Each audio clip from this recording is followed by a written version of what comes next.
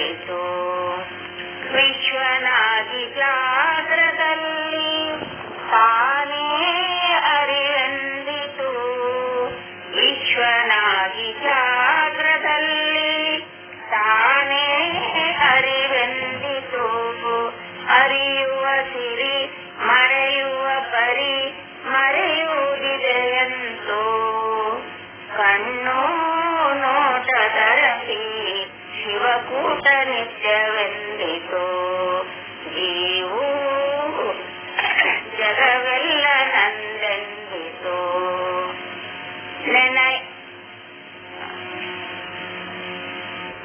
ಕಣ್ಣು ನೋಟದರಸಿ ಶಿವಕೂಟ ನಿತ್ಯವೆಂದಿತು.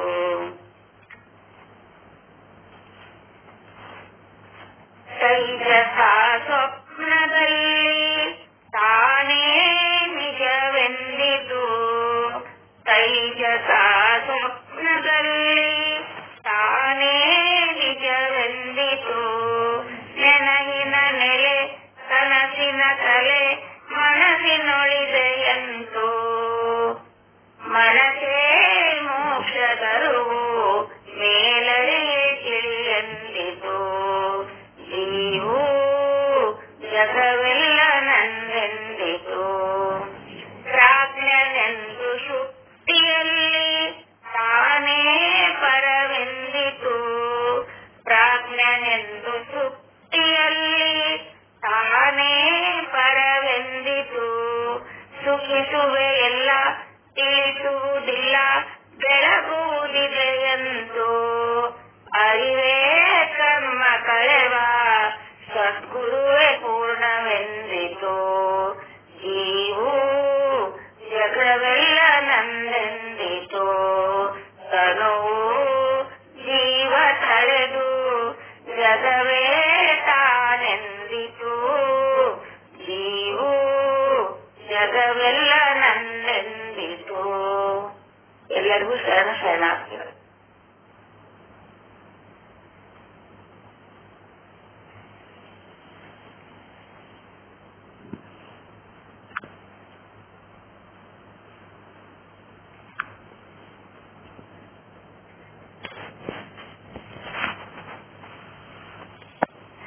ಇದುವರೆಗೆ ಶುದ್ಧ ಬ್ರಹ್ಮನಿಷ್ಠ ಸದ್ಗುರುಗಳಾದ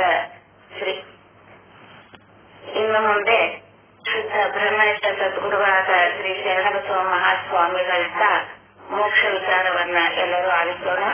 ಅವರಲ್ಲಿ ಈ ಮೋಕ್ಷ ವಿಚಾರವನ್ನ ನಮಗೆಲ್ಲರಿಗೂ ತಿಳಿಸಿಕೊಡುವಂತ ಕೇಳ್ಕೊಳ್ತೇನೆ.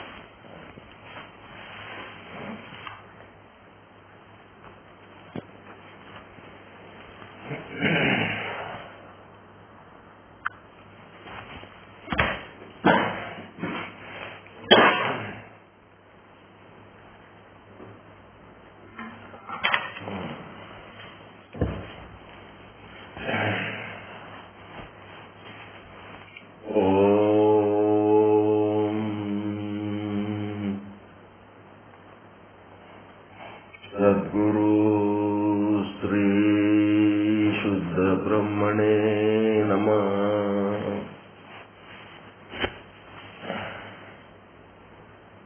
ಸಮಸ್ತ ಶುದ್ಧ ಬ್ರಹ್ಮ ಸ್ವರೂಪರೇ ತಮ್ಮೆಲ್ಲರಿಗೂ ಅನಂತ ಅನಂತ ಪ್ರಣಾಮಗಳು.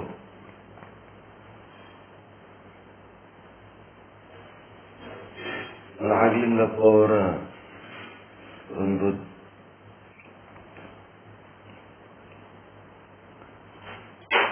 ಅದೊಂದು ಪ್ರಸಂಗಗಳನ್ನ ನಿನ್ನೆ ಕಳಿಸಿ ನೋಡಿದ್ರೆ ಯಾರು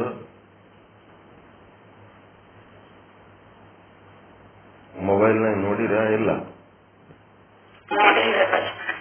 ಭಾಗ 1, ಭಾಗ 2, ಭಾಗ 3 ಅಂತೇಳಿ ನಾಗಲಿಂಗಪ್ಪನವರ ಒಂದು ಇದು ಕಳಿಸ್ತಾ ಇದ್ದೀನಿ. ಧಾರಾವಾಹಿ ಟೈಪ್ ಅದದು, ನಾಟಕ ರೂಪದಲ್ಲಿ ಅದ. ಬಹಳ ಚಂದದ. ಒಂದ್ ಸ್ವಲ್ಪ ಅದು ಅಬ್ಸರ್ವ್ ಮಾಡ್ರಿ. 15-20 ನಿಮಿಷದ ಇರ್ತದ ಪ್ರೋಗ್ರಾಮ್ ಅದು. ನಾಟಕ ಅಂದ ನಾಟಕನೇ ಮಾಡ್ಯಾರ, ಬಹಳ ಚಂದ ಮಾಡ್ಯಾರ. ನಿನ್ನೆ ಭಾಗ 1 ಕಳಿಸಿನಿ, ಭಾಗ 2 ಇವತ್ತು ಕಳಿಸ್ತಾ ಇದ್ದೇನೆ. ಅವರ ಲೀಲೆಗಳನ್ನ ಒಂದು ನಾಟಕ ರೂಪದಲ್ಲಿ ಮಾಡ್ಯಾರ. ಸಾಧ್ಯ ಆದ್ರ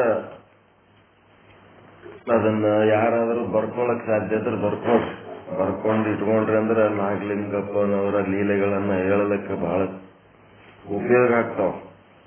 ಎಲ್ಲರೇ ನೀವು ಪಾಠ ಹೇಳಕ್ ಅದು ಹೋದ್ರಿ ಅಂತಂದ್ರ ಬಹಳ ಅಚ್ಚುಕಟ್ಟಾಗಿ ಅದರೊಳಗೆ ಸಂಭಾಷಣೆಗಳನ್ನು ಬರೆದ ಚೆನ್ನಾಗಿದಾವ.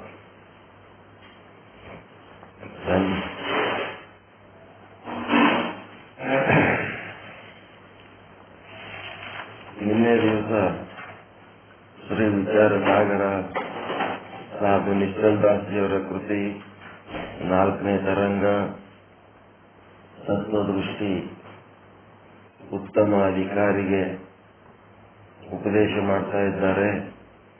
119ನೇ ವಿಷಯಾಂಕ ಆತ್ಮವಿಮುಖತೆಯಲ್ಲಿ 2 ಪ್ರಕಾರ, ಒಂದು ಅಜ್ಞಾನಿಯ ಆತ್ಮವಿಮುಖತೆ, ಒಂದು ಜ್ಞಾನಿಯ ಆತ್ಮವಿಮುಖತೆ.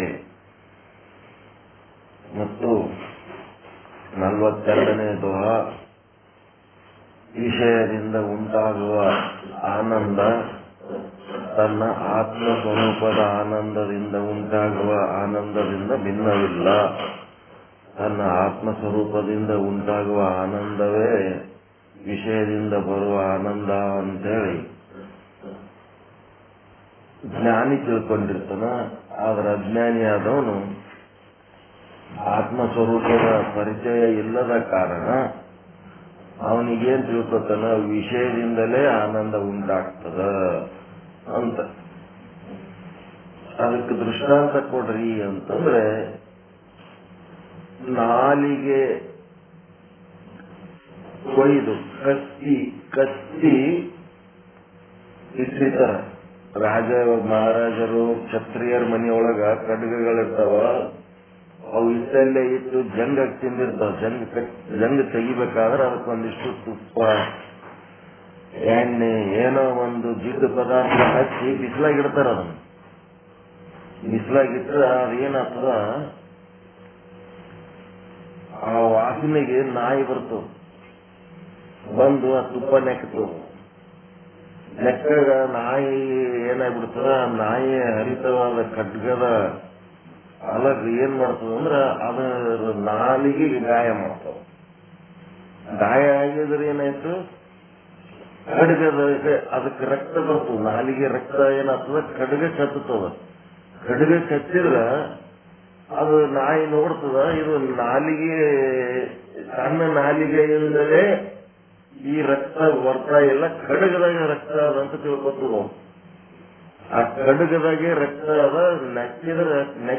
ನೆಕ್ಕಿದಂಗ ಖಡ್ಗದಿಂದ ರಕ್ತ ಬರ್ಲಕತ್ತದ ಅಂತ ತಿಳ್ಕೊಂಡು ನಾಯಿ ನೆಕ್ಕತ್ತು. ಆದ್ರ ನಿಜವಾಗಿ ಸಣ್ಣ ರಕ್ತನೇ ಆ ಖಡ್ಗಕ್ಕೆ ಅಂಟಿ ನನಗಂಗ ಭ್ರಮೆ ಆಗ್ಲಕತ್ತದ ಅಂತೇಳಿ ಅದು ಜ್ಞಾನಿ ತಿಳ್ಕೊಳ್ಳೋದು. ಅಂದೇ ರಕ್ತ ಅಂತ ತಿಳ್ಕೊಂಡ್ರ ಜ್ಞಾನಿ, ಖಡ್ಗದಿಂದ ರಕ್ತ ಬರ್ಲಕತ್ತದ ಅಂತ ತಿಳ್ಕೊಂಡ್ರ ಅಜ್ಞಾನಿ. ಈ ದೃಷ್ಟಾಂತ ಹೇಳ್ತಾರೆ. ಇದಕ್ಕೆ ಈ ಒಂದು ವಿಷಯಾಂಕಕ್ಕೆ ಇಂಥದೊಂದು ದೃಷ್ಟಾಂತ. ಅದಕ್ಕೆ ಸುಮಾರು 25 ಅಂಶಗಳೊಳಗ ನಿನ್ನೆ 14 ಅಂಶಗಳು ಮುಗಿದು ಅಜ್ಞಾನಿಯ ಆತ್ಮವಿಮುಖತೆ ಮತ್ತು ಜ್ಞಾನಿಯ ಆತ್ಮವಿಮುಖತೆ ಬರ್ಕೊಳಕ್ ಹೇಳಿದ್ರೆ, ಇವತ್ತು 15ನೇ ವಿಷಯಾಂಕ, ಇದು 15ನೇದು ಅಂಶ. ಇದೇ ಒಂದು ವಿಷಯಾಂಕದ್ದು 15ನೇ ಅಂಶ ಏನದಂದ್ರೆ, ಈ ಅಜ್ಞಾನಿ ವಿಮುಖತೆಯ ಕಾಲಂನಾಗ ಏನ್ ಬರ್ಕೋಬೇಕು, 15ನೇದು ಸದಾಕಾಲ ಆತ್ಮವಿಮುಖಿ. ಇವನು ಅಜ್ಞಾನಿ ಆದವನು ಸದಾಕಾಲ ಆತ್ಮವಿಮುಖಿಯೇ ಆಗಿರ್ತಾನ. ಬ್ರಾಕೆಟ್ನಾಗ ಪಶು ಅಂತ ಬರೀತೀವಿ, ಸದಾಕಾಲ ಪಶು ಆಗಿರ್ತಾನ. ಸದಾಕಾಲ ಪಶು ಆಗಿರ್ತಾನ. ಈ ಕಡೆ ಏನ್ ಬರೀತೀರಿ,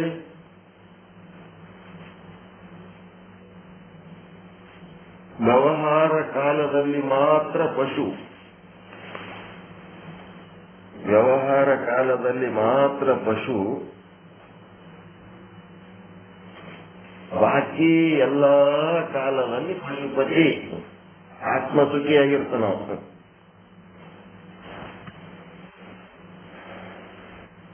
ಬಾಕಿ ಎಲ್ಲಾ ಕಾಲದಲ್ಲಿ ಪಶುಪತಿ.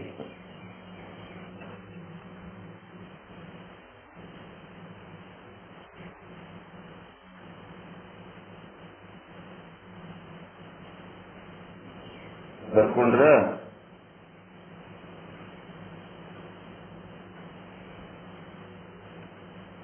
ನೆಕ್ಸ್ಟ್ 16ನೇದ್ದು.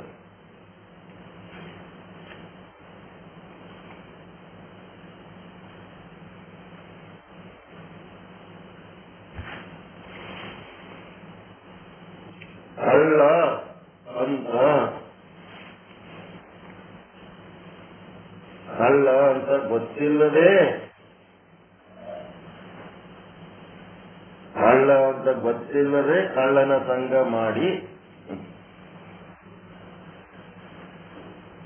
ಕಳ್ಳ ಅಂತ ಗೊತ್ತಿಲ್ಲದೆ, ಅದು ಕಳ್ಳ ಅಂತ ಗೊತ್ತಿಲ್ಲ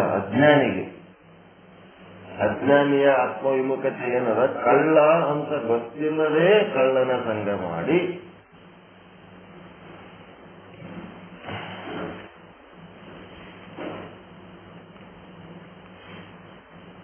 ಏನಾಗ್ಯದ, ಚಿತ್ತ ಅಪಹರಣವಾದ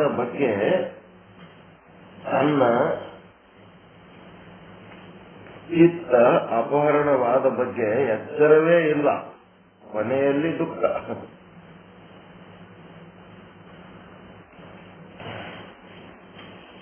ತನ್ನ ಚಿತ್ತ ಅಪಹರಣವಾದ ಬಗ್ಗೆ ಎಚ್ಚರವೇ ಇಲ್ಲದ ಕಾರಣ ಕೊನೆಯಲ್ಲಿ ದುಃಖ.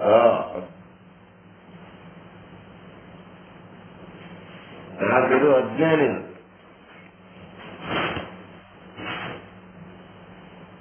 ಈ ಅಜ್ಞಾನಿ ಸಂಸಾರ ಏನ್ ಮಾಡ್ಯದ, ತನ್ನ ಚಿತ್ತವನ್ನ ಕಳ್ಳತನ ಮಾಡಿಬಿಟ್ಟದ.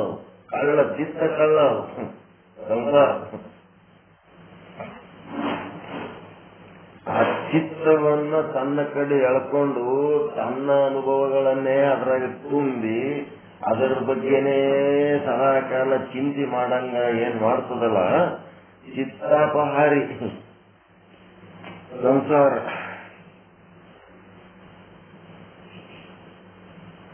ಹಂಗ ಇದೇನಾಗ್ಯದ, ತನ್ನ ಚಿತ್ತದ ಎಲ್ಲಾ ಶಕ್ತಿ ಸಾಮರ್ಥ್ಯಗಳನ್ನ ಆ ಸಂಸಾರದ ಬಗ್ಗೆನೇ ಮಾಡಿ ತನ್ನ ಆಯುಷ್ಯ ಎಲ್ಲ ಅರ್ಥ ಮಾಡಿಕೊಂಡು ಕೊನೆಗೆ ಅವನೇನಾತನ, ಅಜ್ಞಾನಿ ಆದವನು ದುಃಖಿ ಆತನ. ಈ ಕಡೆ ಜ್ಞಾನಿಯ ಆತ್ಮವಿಮುಖತೆಯಲ್ಲಿ ಏನ್ ಬರೀಬೇಕು, ಕಳ್ಳ ಅಂತ ಗೊತ್ತಿದ್ದು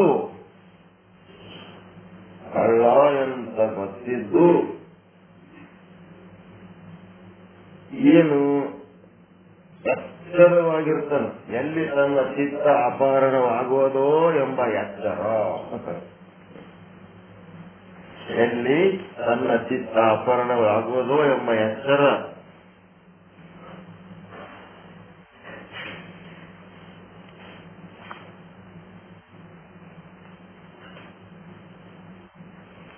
ಏನಾಗ್ಯದ, ಎಚ್ಚರವಾಗಿರುವ ಕಾರಣ ಸದಾ ಸುಖಿ. ಆತನಲ್ಲಿ ದುಃಖದ ಲವಲೇಶವೇ ಇಲ್ಲ. ಅವನಿಗೆ ದುಃಖದ ಲವಲೇಶನೇ ಇಲ್ಲ. ಅವನ ಬಲ್ಲಿ ಎಂದೂ ಇಲ್ಲ, ಯಾವತ್ತೂ ಇಲ್ಲ.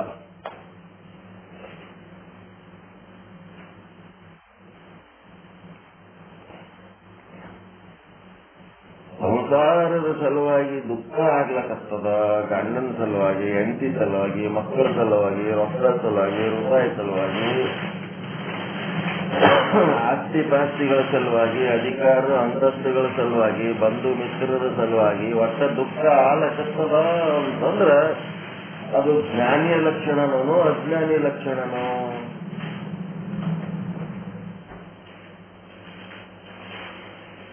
ಚಿತ್ತ ಏನಾಗ್ಯದ, ಆ ಸಂಸಾರ ಅಪಹರಣ ಮಾಡ್ಯದ. ನಿಮ್ಮ ಚಿತ್ತವನ್ನು ಅಪಹರಣ ಮಾಡ್ಯದ. ಅರಿವುಗೇಡಿಗಳಾಗಿ ನಮ್ಮ ಚಿತ್ತವನ್ನ ಅಪಹರಣ ಮಾಡ್ಲಿಕ್ಕ ಸಂಸಾರಕ್ಕೆ ಕೊಟ್ಬಿಟ್ಟಿವಿ. ಅದು ಏನ್ ಮಾಡ್ಯದ, ಅದು ಏನ್ ಮಾಡ್ಬೇಕು ಅದೇ ಮಾಡಕ.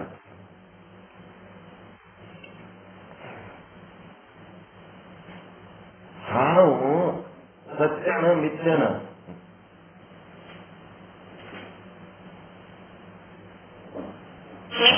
ಹಾವು ಮಿಥ್ಯ. ನಿತ್ಯವಾದ ಹಾವಿಗೆ ಅಧಿಷ್ಠಾನ ಯಾವುದು?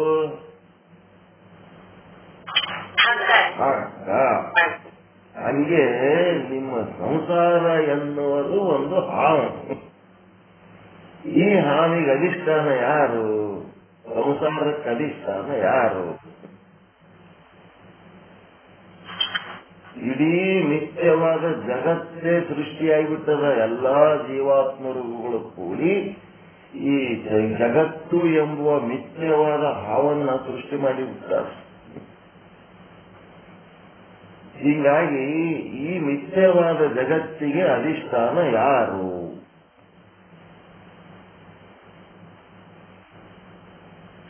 ಈಶ್ವರ ಅಥವಾ ಬ್ರಹ್ಮ? ನೀವೇ. ಈಶ್ವರ ಅಂದ್ರೆ ಬೇರೆ ಯಾರಿಲ್ಲ, ವಾಚ್ಯಾರ್ಥದ ನಾನು. ನಾವೇ ಆ ಜಗತ್ತಿನ ಅಧಿಷ್ಠಾನ. ಈಶ್ವರ ಅಂದ್ರೆ ನಮ್ಮಿಂದ ಭಿನ್ನಿಲ್ಲ. ಜಗತ್ತಿನ ಅಭಿಮಾನ ಪಟ್ಟಾಗ ಈಶ್ವರ ತತ್ವ ಏನದ ಅದೇ ನಾವೇ. ಸಂಸಾರಕ್ಕೆ ಅಧಿಷ್ಠಾನ ಯಾರು? ಆ ಸಂಸಾರ ದುಃಖಕ್ಕೆ ಅಧಿಷ್ಠಾನ ಯಾರು? ನಾವೇ.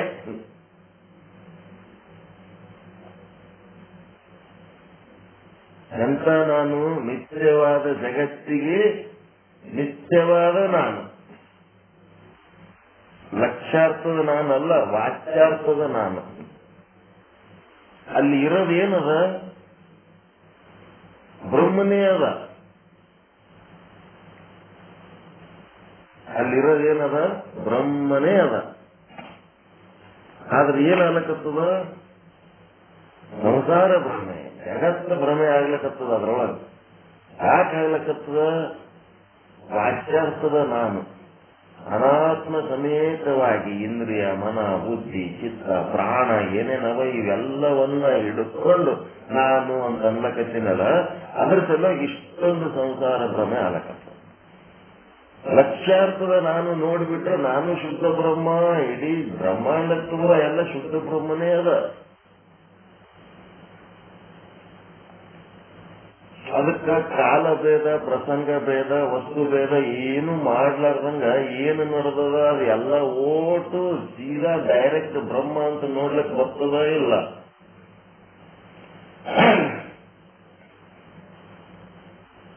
ಜ್ಞಾನ ಕಾಲ ಸೀದಾ ಬ್ರಹ್ಮ ಅಂತ ನೋಡಿದ್ರೆ ವಿಚಾರ ಸಾಗರ ಮುಗಿದೇ ಹೋಗ್ಬಿಡ್ತು.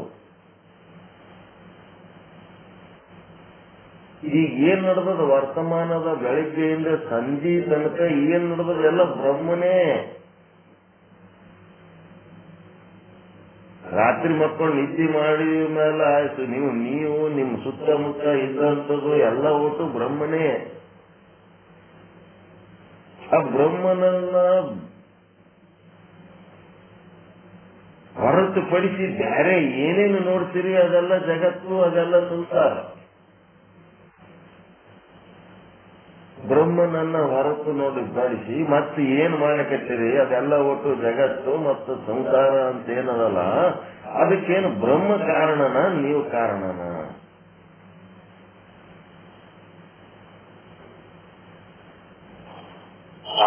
ನೀವೇ ಕಾರಣ, ನೀವೇ ಅಧಿಷ್ಠಾನ. ಈ ಬ್ರಹ್ಮಾಂಡಕ್ಕೆ ನಿತ್ಯವಾದ ಈ ಬ್ರಹ್ಮಾಂಡ ಏನದಲ್ಲ ಅದು ನೀವೇ ಕಾರಣ. ಅದು ಜಗತ್ತಿಗೆ ನಿಮ್ಮ ಚಿತ್ತ ಅಪಹರಣ ಆಗಿ ಬ್ರಹ್ಮನನ್ನ ನೋಡೋದ್ ಬಿಟ್ಟು ಏನೇನೋ ನೋಡ್ಲಕತ್ತಿರಲ್ಲ ಅದೆಲ್ಲ ಓಟಕ್ಕೆ ಕಾರಣ ಬ್ರಹ್ಮನ. ಅವನೇನ್ ತಪ್ಪದ ಹೊರಗೆ?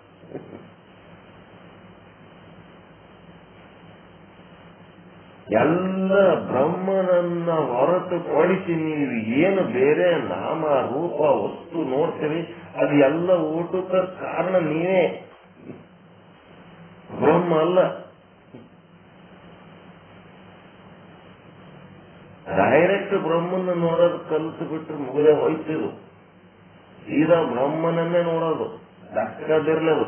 ಯಾವ ವಸ್ತು ಯಾಕಿರ್ಲಕ್ಕ, ಯಾವ ನಾಮ ಯಾಕಿರ್ಲಕ್ಕ, ಯಾವ ರೂಪ ಯಾಕಿರ್ಲಕ್ಕ, ಯಾವ ಪ್ರಸಂಗ ಯಾಕಿರ್ಲಕ್ಕ, ಯಾವ ಕಾಲ ಯಾಕಿರ್ಲಕ್ಕ, ಯಾವ ದೇಶ ಯಾಕಿರ್ಲಕ್ಕ, ಅದೆಲ್ಲ ಬ್ರಹ್ಮನೇ.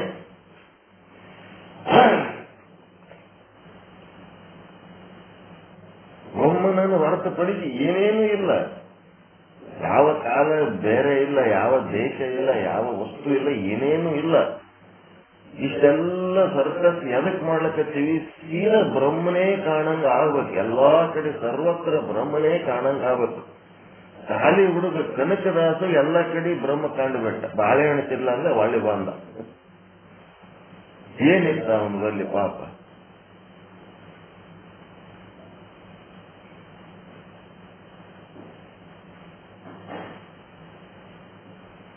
ಅವನಿಗೆ ಕುರುಬ ಅಂತ ಹೇಳಿ ಅವನಿಗೆ ದಡ್ಡ ಅಂತ ಅವನಿಗೆ ಎಷ್ಟು ಕೀಳು ಮಾಡಿದ್ರು ಅವ್ರ ಕ್ಲಾಸ್ಮೇಟ್ಗಳು ಎಲ್ಲರೂ ಕೂಡಿ. ಅವ ದಡ್ಡನ, ಇವ್ರು ಬಹಳ ಶಾಣ್ಯರ, ಕುರುಬರ್ಕಿಂತ ಇವ್ರು ಬಹಳ ಶಾಣ್ಯರ. ಕುರುಬರಿಗೆ ದಡ್ರ ಇರ್ತಾರೆ, ಕುರುಬರು ದಡ್ರ.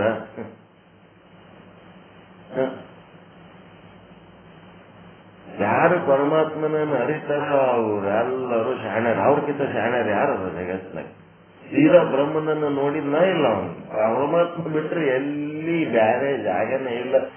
ಎಲ್ಲಿ ಬಾಳೆಹಣ್ಣತ್ತು ಬಂದ ಸಾಕು ಅಷ್ಟೇ. ಕನಕದಾಸನ ದೃಷ್ಟಿಯ ಒಂದು ಒಂದು ಒಂದು ಒಂದು ಕಿರಣ ನಮ್ಮೊಳಗೆ ಬಂದ್ರೆ ಮುಗದೆ ವಯಸ್ಸಪ್ಪ. ಅದನ್ನು ಬಿಟ್ಟು ಮತ್ತೊಂದು ನೋಡ್ಲೇ ಇಲ್ಲ ಅವನು.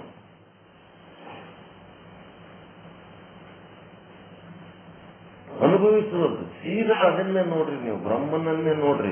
ಬ್ರಹ್ಮನನ್ನೇ ನೋಡ್ಬೇಕಾದ್ರೆ ನೀವು ಬ್ರಹ್ಮನಾಗಿದ್ರೆ ಬ್ರಹ್ಮನನ್ನ ನೋಡ್ತೀರಿ.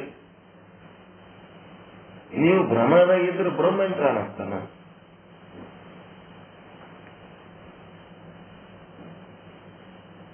ನಾವು ಶುದ್ಧ ಬ್ರಹ್ಮ ಆದಾಗ ಆ ಬ್ರಹ್ಮ ಕಾಣ್ತಾನ.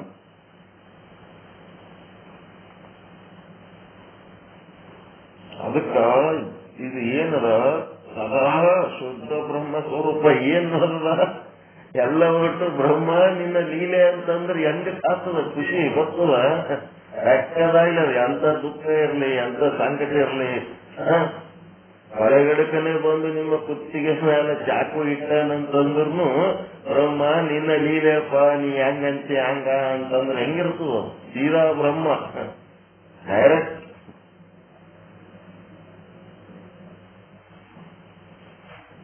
ಅದಕ್ಕೆ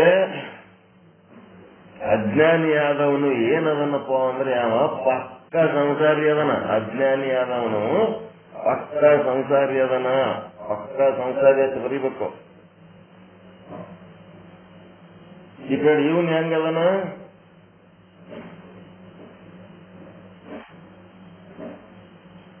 ಜ್ಞಾನಿ. ಇವನು ಪಕ್ಕ ಸಂಸಾರಿ ಅಲ್ಲ. ಇವ ಹೆಂಗದನ? ಸಂಸಾರಿಯಂತೆ ಇದ್ದಾನೆ. ಸಂಸಾರಿ ಅಲ್ಲ, ಸಂಸಾರಿ ಹಂಗ ಕಾಣ್ತಾನ. ಬ್ರಹ್ಮಜ್ಞಾನಿ ಸಂಸಾರಿಗತ್ಲೆ ಕಾಣ್ತಾನ. ಆದ್ರೆ ಇವ ಏನದನ? ಪಕ್ಕ ಶುದ್ಧ ಬ್ರಹ್ಮ ಸ್ವರೂಪ ಅದನ ಬ್ರಹ್ಮಜ್ಞಾನಿ. ಇವ ಶುದ್ಧ ಬ್ರಹ್ಮ ಸ್ವರೂಪ ಅದನ. ಇವ ಸಂಸಾರಿಗತ್ಲೆ ಕಾಣ್ತಾನ ಅಷ್ಟೇ, ಆದ್ರೆ ಸಂಸಾರಿ ಅಲ್ಲ. ಇವ ಪಕ್ಕ ಶುದ್ಧ ಬ್ರಹ್ಮ ಸ್ವರೂಪದ. ನೀವು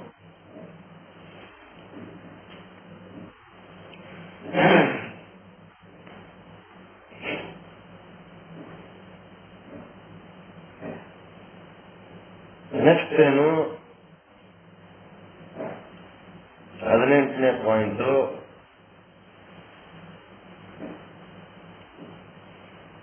ಒಂದೇ ಅಂತಃಕರಣ. ಇವನಿಗೂ ಒಂದೇ ಅಂತಃಕರಣ, ಅಜ್ಞಾನಿಗೂ ಜ್ಞಾನಿಗೂ ಒಂದೇ ಅಂತಃಕರಣ. ಒಂದೇ ಅಂತಃಕರಣದಲ್ಲಿ ಎರಡು ವೃತ್ತಿಗಳು. ಅಜ್ಞಾನಿಗೂ ಎರಡು ವೃತ್ತಿ, ಜ್ಞಾನಿಗೂ ಎರಡು ವೃತ್ತಿ. ಒಂದು ಸಾಮಾನ್ಯ ವೃತ್ತಿ, ಇನ್ನೊಂದು ವಿಶೇಷ ವೃತ್ತಿ. ಈ ಅಜ್ಞಾನಿಯ ಸಾಮಾನ್ಯ ವೃತ್ತಿ ಮತ್ತು ವಿಶೇಷ ವೃತ್ತಿ ಎರಡರಲ್ಲೂ ವಿಷಯ ಸುಖಗಳೇ, ವಿಷಯಾಸಕ್ತಿಗಳೇ. ವಿಷಯಾಸಕ್ತಿ, ವಿಷಯ ಸುಖನೇ ಇರ್ತದೆ ಇವನಲ್ಲಿ. ಎರಡರಲ್ಲೂ ವಿಷಯ ಸುಖವೇ, ವಿಷಯಾಸಕ್ತಿ. ವಿಷಯ ಭೋಗಾಸಕ್ತಿ ಅಂತ ಬರೆದ್ರೆ ಆಯ್ತಪ್ಪ.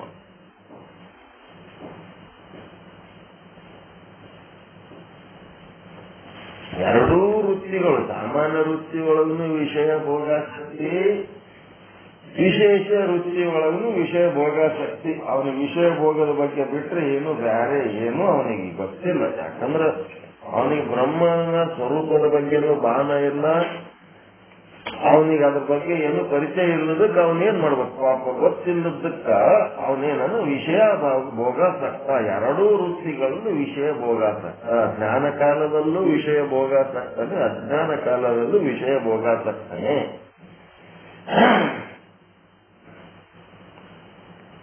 ಅವನಿಗೆ ಜ್ಞಾನದ ಕಾಲ ಅನ್ನೋದು ಇಲ್ಲವೇ ಇಲ್ಲ ಅಜ್ಞಾನಿಗೆ. ಆದ್ರೆ ಈ ಕಡೆ ಜ್ಞಾನಿಯ ಆತ್ಮವಿಮುಖತೆ ಒಳಗ ಏನದಪ್ಪ ಅಂತಂದ್ರೆ, ಇವನಿಗೂ ಒಂದೇ ಅಂತಃಕರಣದ, ಒಂದೇ ಅಂತಃಕರಣದಲ್ಲಿ ಎರಡು ವೃತ್ತಿಗಳದವ, ಒಂದು ಸಾಮಾನ್ಯ ಮತ್ತು ವಿಶೇಷ. ಇದು ಹೇಗಿರ್ತದಪ್ಪ ಅಂತಂದ್ರೆ, ಆತ್ಮ ಸ್ವರೂಪದ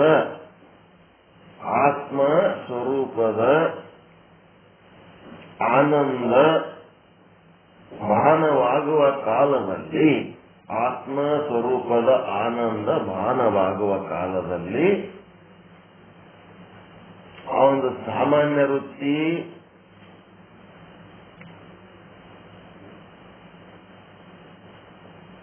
ಎದ್ರಾಗ ಹೋಗಿರ್ತದ, ಅದು ಅನುಭವಕ್ಕೆ ಬರಲ್ಲ. ಅದು ಸಾಮಾನ್ಯ ವೃತ್ತಿ. ವಿಶೇಷ ವೃತ್ತಿಯಲ್ಲಿ ಅನುಭವಕ್ಕೆ ಬರ್ತದೆ. ಅವನ ಸಾಮಾನ್ಯ ವೃತ್ತಿ ಎದ್ರಾಗಿರ್ತದ ಆ ಕಡೆ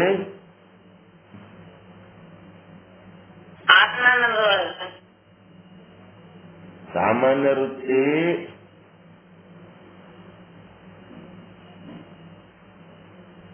ಸಂಸಾರಕ್ಕೆ ಹೋಗ್ಬಿಟ್ಟಿರ್ತದ. ಅದೇನು ಅನುಭವಕ್ಕೆ ಬರೋ, ಸಾಮಾನ್ಯ ವೃತ್ತಿ ಅನುಭವಕ್ಕೆ ಬರಲ್ಲ. ಅದು ಸಂಸಾರ ಕಡೆ ಇರ್ತದ. ಅವನ ವಿಶೇಷ ವೃತ್ತಿಯಿಂದ ಅವನ್ ಏನ್ ಮಾಡ್ತಿರ್ತಾನ, ಆತ್ಮದ ಆನಂದ ಅನುಭವಿಸ್ತಿರ್ತಾನ. ಸಾಮಾನ್ಯ ವೃತ್ತಿ ಸಂಸಾರದಲ್ಲಿ ಏನದ, ಮನ್ಯಾಗ ರೊಕ್ಕ ಎಣಿಸಿ ಇಟ್ಟು ಬಂದ್ಬಿಟ್ಟಿರ್ತಾನ,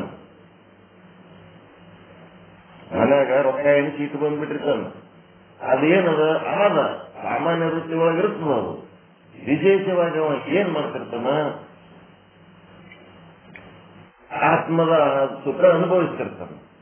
ನೆಕ್ಸ್ಟ್ ಮತ್ತು ಸಂಸಾರದ ಒಂದು ಸುಖ ಅನುಭವಿಸುವ ಕಾಲದಲ್ಲಿ, ಈ ವ್ಯವಹಾರ ಕಾಲದಲ್ಲಿ ಅವಾಗ ಏನಾಗ್ತದ, ಅವನು ವಿಶೇಷ ವೃತ್ತಿ ಈ ಕಡೆ ಬರ್ತದ, ಸಾಮಾನ್ಯ ವೃತ್ತಿ ಆತ್ಮಾನಂದದ ಕಡೆ ಹೋಗ್ತದೆ.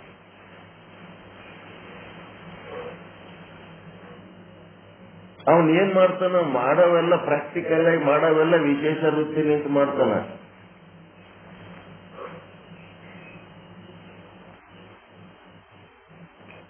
ಆತ ಏನಂತಂದ್ರ ಪುರುಷ ಪ್ರಯತ್ನದಿಂದ ಮಾಡ್ತಿರ್ತಾನ ಇಲ್ಲ,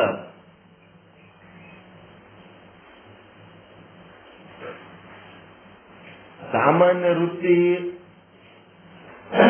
ಒಳಗ ಅವನು ಪುರುಷ ಪ್ರಯತ್ನದಿಂದ ಲೌಕಿಕ ವ್ಯವಹಾರಗಳನ್ನ ಮಾಡುವಾಗ ಅಲ್ಲಿ ವಿಶೇಷ ವೃತ್ತಿ ಕೆಲಸ ಮಾಡ್ತಿರ್ತಾನೆ. ಲೌಕಿಕ ವ್ಯವಹಾರ ಮಾಡುವಾಗ ಅವನಲ್ಲಿ ಬ್ರಹ್ಮಜ್ಞಾನ ಇಲ್ಲೇನು ಅದ, ಎಲ್ಲದ ಸಾಮಾನ್ಯ ವೃತ್ತಿ ಒಳಗದ.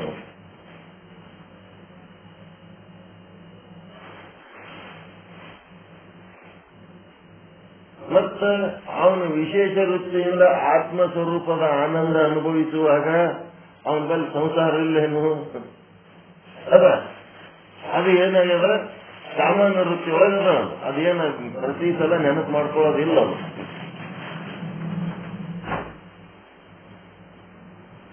ಅದಕ್ಕೆ ಏನ್ ಮಾಡ್ಬೇಕು, ಆ ವೃತ್ತಿ ಈ ವೃತ್ತಿ ಅಂತ ತಲೆ ಕೆಡಿಸಿಕೊಳ್ಳಾರ್ದೆ ಯಾವುದನ್ನ ಆತ ಮಾಡ್ತಿರ್ತಾನ, ವ್ಯವಹಾರ ಮಾಡ್ತಿರ್ತಾನೋ ಮತ್ತ ಆ ಆನಂದ, ಆತ್ಮದ ಆನಂದ ಅನುಭವಿಸ್ತಿರ್ತಾನೋ, ಅದು ಏನದ ಅಂತಂದ್ರೆ ಅಲ್ಲಿ ಆತನ ವಿಶೇಷ ವೃತ್ತಿ ಕೆಲಸ ಮಾಡ್ತಿರ್ತದ. ಆತನ ಪುರುಷ ಪ್ರಯತ್ನ ಇರಲಾರ್ದೆ ವ್ಯವಹಾರ ಕಾಲದಲ್ಲಿ ಬ್ರಹ್ಮಜ್ಞಾನದ ಸ್ಥಾನ ಯಾವುದರಲ್ಲಿರ್ತದ? ವ್ಯವಹಾರ ಕಾಲದಲ್ಲಿ ಬ್ರಹ್ಮಜ್ಞಾನದ ಸ್ಥಾನ ಸಾಮಾನ್ಯ ವೃತ್ತಿ ಒಳಗಿರ್ತದ. ಆತ್ಮ ಸ್ವರೂಪದ ಆನಂದ ಅನುಭವಿಸುವಾಗ ಆತನ ಸಂಸಾರ ಸಾಮಾನ್ಯ ವೃತ್ತಿ ಒಳಗಿರ್ತದೆ. ಇವನು ಪುರುಷ ಪ್ರಯತ್ನದಿಂದ ಇವುಗಳನ್ನು ಮಾಡ್ತಾ ಇರ್ತಾನೆ, ಸಾಧನೆ ಮಾಡ್ತಾ ಇರ್ತಾನೆ. ಅದೇನು ಸಾಮಾನ್ಯ ವೃತ್ತಿ ಯಾವಾಗಲೂ ನಿಮ್ಮ ಮುಂದೆ ಬಂದು ನಿಂದ್ರಂಗಿಲ್ಲ, ಇದ್ದೇ ಇರ್ತದೆ, ಎಲ್ಲಿ ಹೋಗ್ತದೆ. ವ್ಯವಹಾರ ಕಾಲದಲ್ಲಿ ಅವ ಪಶು ಆಗ್ಯಾನ. ಪಶು ಆದಾಗ ಏನಾಯ್ತು, ಒಂದು ವೃತ್ತಿ ಈ ಕಡೆ ಬರ್ತದ, ವಿಶೇಷ ವೃತ್ತಿ ಈ ಕಡೆ ಪಶುವಾಗಿ ಬಂತು. ಆದ್ರೆ ಅವ ಪಶುಪತಿ ಇದ್ದದ್ದು ಸುಳ್ಳೇನು? ಆ ಪಶುಪತಿತನ ಎಲ್ಲದ? ಅವನ ಸಾಮಾನ್ಯ ವೃತ್ತಿ ಒಳಗದ. ಅದ ಇಲ್ಲ ಅಂತಿಲ್ಲ, ಅದ ಎಲ್ಲದ ಸಾಮಾನ್ಯ ವೃತ್ತಿ ಒಳಗದ. ಮುಂದೆ ಆತ್ಮದ ಸ್ವರೂಪ ಅವನು ಪಶುಪತಿ ಆದಾಗ ಅವನೊಂದು ಪಶುವಿನ ವ್ಯವಹಾರಗಳು ಅದವ ಇಲ್ಲ? ಅದವ, ಎಲ್ಲದವ? ಅವು ಸಾಮಾನ್ಯ ವೃತ್ತಿ ಒಳಗೆ ಹಿಂದದವು. ಇದೇನದ ಮ್ಯಾಲ ವಿಶೇಷ ವೃತ್ತಿ ಒಳಗೆ ಆತ್ಮದ ಸ್ವರೂಪದ ಆನಂದ ಸಾಧ ಮಾಡ್ಕೊತಿರ್ತಾನೆ. ಮತ್ತೇನದ, ಅಜ್ಞಾನಿಯ ಆತ್ಮವಿಮುಖತೆಯಲ್ಲಿ ಎರಡೂ ವೃತ್ತಿಯಲ್ಲಿ ಪಶುತನೇ ಅದ, ಒಂದರಾಗೂ ಪಶುಪತಿ ಇಲ್ಲ. ಆದ್ರೆ ಇವಂದೇನದ, ಒಂದರಾಗ ಪಶುಪತಿ ಇದ್ರೆ ಇನ್ನೊಂದ್ರಾಗ ಪಶು, ಒಂದರಾಗ ಸಂಸಾರ ಇದ್ರೆ ಇನ್ನೊಂದ್ರಾಗ ಪರಮಾರ್ಥ. ಅದು ಮಾಡಾಗ ಇದು ಸಾಮಾನ್ಯದಾಗಿರ್ತದ, ವಿಶೇಷದಿಂದ ಇದು ಮಾಡಾಗ ಅದು ಸಾಮಾನ್ಯದಾಗಿರ್ತದೆ. ಅನುಭವಕ್ಕೆ ಬರೋದು, ನಿಮಗೆ ಭಾನ ಆಗೋದು ಎದರಿಂದ ಆಗ್ತದ? ಸಾಮಾನ್ಯ ವೃತ್ತಿಲಿಂದ ಆಗ್ತದ, ವಿಶೇಷ ವೃತ್ತಿಲಿಂದ ಆಗ್ತದ. ವಿಶೇಷ ವೃತ್ತಿಲಿಂದ ನಿಮಗೆಲ್ಲ ಭಾನ ಆಗೋದು, ಸಾಮಾನ್ಯ ವೃತ್ತಿಲಿಂದ ಆಗಲ್ಲ.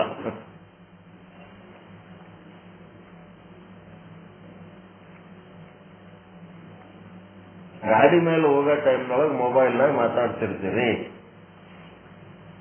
ಗಾಡಿ ಮೇಲೆ ಹೋಗಾಗ ಸಾಮಾನ್ಯ ವೃತ್ತಿ, ರೋಡ್ ಮೇಲೆ ಎದುರು ಬರೋ ವಾಹನಗಳ ಮೇಲೆ ಲಕ್ಷ್ಯ ಇರೋದು ಸಾಮಾನ್ಯ ವೃತ್ತಿ. ಮಾತನಾಡೋದು ಅನುಭವಿಸ್ಲಕತ್ತೀರಲ್ಲ, ಅದು ವಿಶೇಷ ವೃತ್ತಿ. ಮೊಬೈಲ್ನಾಗ ಮಾತಾಡ್ಲಕತ್ತೀರಿ. ಮುಂದೆ ಏನಾಗ್ತದ, ಎದುರೊಂದು ಲಾರಿ ಬತ್ತು ಅಥವಾ ರೋಡ್ ತೆಗ್ ಬತ್ತು, ಏನೋ ಅಪಾಯ ಬತ್ತು ಅಂದ್ಕೂಡ್ಲೇನೆ ಅವಾಗ ಏನಾಯ್ತು, ವಿಶೇಷ ವೃತ್ತಿ ರೋಡಿನ ಮೇಲೆ ಹೋಯ್ತು, ಸಾಮಾನ್ಯ ವೃತ್ತಿ ಈ ಮಾತನಾಡೋದ್ರ ಕಡೆ ಬಂತು. ಒಮ್ಮೆ ಅದ್ರ ಕಡೆ ಹೋಗ್ತದ, ಒಮ್ಮೆ ಇದ್ರ ಕಡೆ. ಅವೆರಡು ಏನಾಗ್ತಾವ, ಶಿಫ್ಟ್ ಆಗ್ತಿರ್ತಾವ. ನಿಮಗ ಯಾವುದು ದಾನ ಆಗ್ತದ, ಯಾವುದು ಪುರುಷ ಪ್ರಯತ್ನದಿಂದ ನೀವು ಸಾಧನೆ ಮಾಡ್ತಿರ್ತೀರಿ, ಅದರೊಳಗ ವಿಶೇಷ ವೃತ್ತಿ ಬರ್ತದ. ಯಾವುದು ಇನ್ನ ಒಂದು ಏನಿರ್ತದಲ್ಲ ಅವನಲ್ಲಿ, ಅದು ಏನಾಗ್ತದೆ, ಸಾಮಾನ್ಯ ವೃತ್ತಿ ಒಳಗೆ ಹೋಗ್ತದೆ ಅಷ್ಟೇ. ಫಸ್ಟ್ ಆಗಿ ತಿಳಿತ್ರ ಇವು.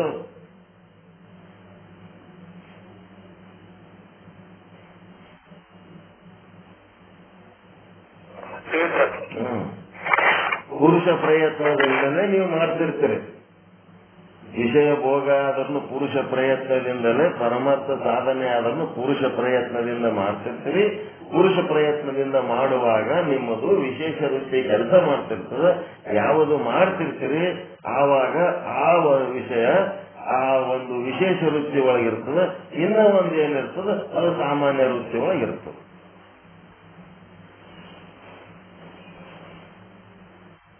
ಅಂಗಡಿಯಾಗ ವ್ಯವಹಾರ ಮಾಡ್ಲಿಕ್ಕತ್ತಾನ, ಮನೆಗೆ ಒಂದು 10 ಲಕ್ಷ ಜಮಾಯಿಸಿ ಇರ್ತಾನ.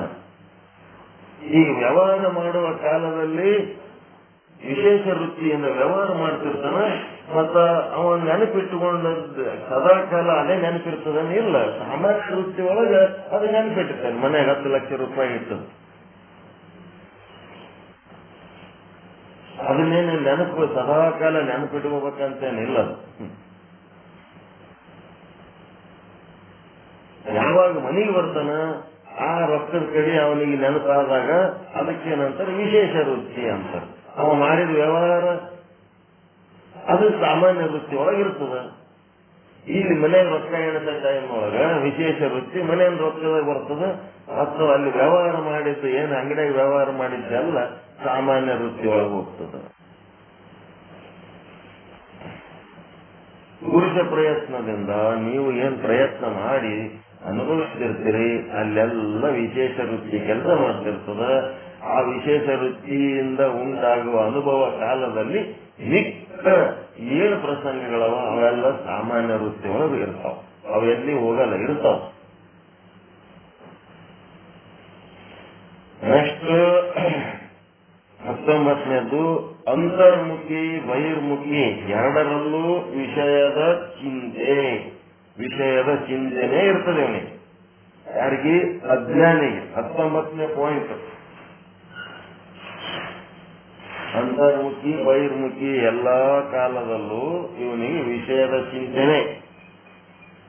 ಶಬ್ದ ಸ್ಪರ್ಶ ರೂಪ ರಸ ಗಂಧ ಪ್ಲಸ್ ಸಂಸಾರ, ಹೊನ್ನು ಹೆಣ್ಣು ಮಣ್ಣು ಅಧಿಕಾರ ಪ್ರಚಾರ ಮತ್ತಿನ್ನೇನದಲ್ಲ ಅವೆಲ್ಲ ಇದ್ರಾಗ ಬರ್ತಾವ. ಗಂಡ ಹೆಂಡತಿ ಮಕ್ಕಳ ಸಂಸಾರ ಅವೆಲ್ಲ ಯಾವಾಗ್ಲೂ ಇದ್ರದೇ ಇದಾಗಿರ್ತಾನೆ. ಅಂತರ್ಮುಖಿ ಆದಾಗನು ಅದೇ, ಬಹಿರ್ಮುಖಿ ಆದಾಗನು ಅದೇ. ಯಾಕೋ ಹೆಣ್ಣ ಮಾರಿ ಸಣ್ಣಾಗ್ಯದಲ್ಲೋ ಕಾಕ ಅಂತಂದ್ರ ಏನ್ ಮಾಡಬೇಕಪ್ಪ, ನಿಮ್ ಕಾಕಿಗೆ ಮೈ ಬಿಸಿ ಆಗ್ಯದ ಅಂತ ಬರೀ ಮನಸ್ಸಿಗೆ ಹಚ್ಕೊಂಡು ಸಣ್ಣಾಗಿ ಒಳಗೆ ಅಂತರ್ಮುಖಿ ಆದ್ರೂ ಸಹಿತ ಅಂತರ್ಮುಖಿ ಆದಾಗ ಆದ್ರೂ ಅವನೊಂದಿಷ್ಟು ವಿಷಯ ಬಿಟ್ಟು ಒಂದ್ ಸ್ವಲ್ಪ ಆತ್ಮ ತಮ್ಮುಖಿ ಆಗಿರ್ತಾನೆ ಅನ್ನೋದಿಲ್ಲ. ಅಜ್ಞಾನಿಗೆ ಅಂತರ್ಮುಖಿ ಬಹಿರ್ಮುಖಿ ಎರಡೂ ಸ್ಥಿತಿ ಒಳಗ ವಿಷಯದ ಚಿಂತನೆ. ಆದ್ರ ಈ ಬ್ರಹ್ಮಜ್ಞಾನಿ ಇವನು ಅಂತರ್ಮುಖಿ ಆದಾಗ ಸ್ವರೂಪದ ಆನಂದ, ತನ್ನ ಆತ್ಮ ಸ್ವರೂಪದ ಆನಂದ. ಬಹಿರ್ಮುಖಿ ಆದಾಗ ವಿಷಯ ಸುಖ ಭೋಗ.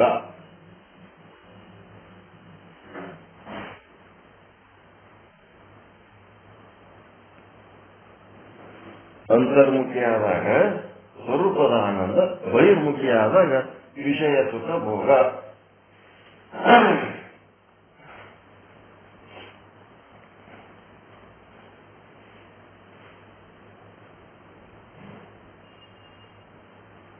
ಮತ್ತೆ ಇನ್ನ ಶಬ್ದಗಳು ಕಲ್ತೀರಿ. ಸ್ಥಿತಿ ಮತ್ತು ಪ್ರತೀತಿ 20ನೇ ಪಾಯಿಂಟ್.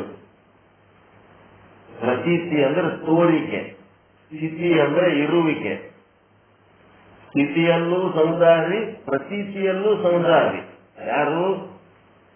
ಅಜ್ಞಾನಿನ ಜ್ಞಾನಿನ?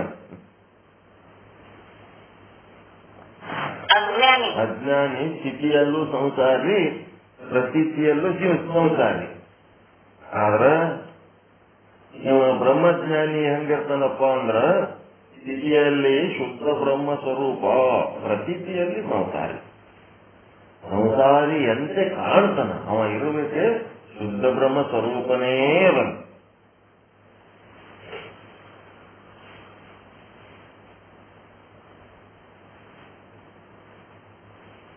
ಸ್ಥಿತಿಯಲ್ಲಿ ಶುದ್ಧ ಬ್ರಹ್ಮ ಸ್ವರೂಪ, ಪ್ರತೀತಿಯಲ್ಲಿ ಸಂಸಾರಿ. ಅದಕ್ಕೊಂದ್ ಸ್ವಲ್ಪ ನಿಮ್ಮದ್ ನೀವು ಮೈ ಮುಟ್ಕೊಂಡು ನೋಡ್ಕೋಬೇಕು. ಆ ಪ್ರತೀತಿಯಲ್ಲಿ ಸಂಸಾರಿ ಅದಿನೋ, ಸ್ಥಿತಿಯಲ್ಲಿ ಸಂಸಾರಿ ಅದಿನೋ, ಅಥವಾ ಪ್ರತೀತಿಯಲ್ಲಿ ಬ್ರಹ್ಮಜ್ಞಾನಿ ಅದಿನೋ, ಏನು ಪ್ರತೀತಿಯಲ್ಲಿ ಸಂಸಾರಿ ಅದಿನೋ. ನಿಮ್ಮನ್ನ ನೀವು ನೋಡ್ಕೋಬೇಕಿದು, ಸುಮ್ಮನೆ ಕೇಳಿಕೆ ಬಿಡೋದಲ್ಲ. ತೋರಿಕೆಯಲ್ಲಿ ಸಂಸಾರಿ ಅದಿನೋ, ಪಕ್ಕ ಸಂಸಾರಿ ಅದಿನೋ, ತೋರಿಕೆಯಲ್ಲಿ ಬ್ರಹ್ಮಜ್ಞಾನಿ ಅದಿನೋ, ಪಕ್ಕ ಬ್ರಹ್ಮಜ್ಞಾನಿ ಅದಿನೋ ಅಂತೇಳಿ ಒಂದ್ ಸ್ವಲ್ಪ ನಮ್ಮನ್ನ ನಾವು ನೋಡ್ಕೋಬೇಕು. ಪ್ರಾಮಾಣಿಕವಾಗಿ ನೋಡ್ಕೊಂಡು ವಿಚಾರ ಸಾಗರ ತಿಳ್ಕೊಂಡು 1 ಸಾರಿ 2 ಸಾರಿ 3 ಸಾರಿ 10 ಸಾರಿ ಓದಿ ಪಕ್ಕ ಸಂಸಾರಿ ಇದ್ರೆ ತೋಣೆನ್ ಬೆಂಕಿ ಹಚ್ಕೋತಾನ. ತೋರಿಕೆಯಲ್ಲಿ ಬ್ರಹ್ಮಜ್ಞಾನಿಯಾಗಿ ಪಕ್ಕ ಸಂಸಾರಿ ಆದ್ಮೇಲೆ ತೋರಿಕೆ ಬ್ರಹ್ಮಜ್ಞಾನಿ. ಅದರಿಂದ ತನಗೆ ಸುತ್ತ ಇರುತ್ತೆ, ಯಾರಿಗೆ ಸುತ್ತ ಇರ್ಬೋದು. ಪಕ್ಕ ಶುದ್ಧ ಬ್ರಹ್ಮ ಸ್ವರೂಪ ಆದ್ರ ವಿಚಾರ ಸಾಗರ ಓದೋದೇ ಬೇಕಾಗಿಲ್ಲ. 4ನೇ ತರಂಗಕ್ಕೆ ಮುಗಿದೋಗ್ಬಿಡ್ತು. ಈ 4ನೇ ತರಂಗದೊಳಗೆ ನೀವು ಏನಾಗುತ್ತೋ ಆಗ್ಬೇಕು, ನಿಮ್ ಪುಣ್ಯ ಇತ್ತು ಅಂತಂದ್ರೆ ಆಗೇ ಬಿಡ್ತೀರಿ. 5ನೇ ತರಂಗ 6ನೇ ತರಂಗ ಅವೆಲ್ಲ ಪಾಲ್ತು, ಅದರೊಳಗೆ ಏನು ಪರಿವರ್ತನೆ ಇಲ್ಲ. ಅವೇನು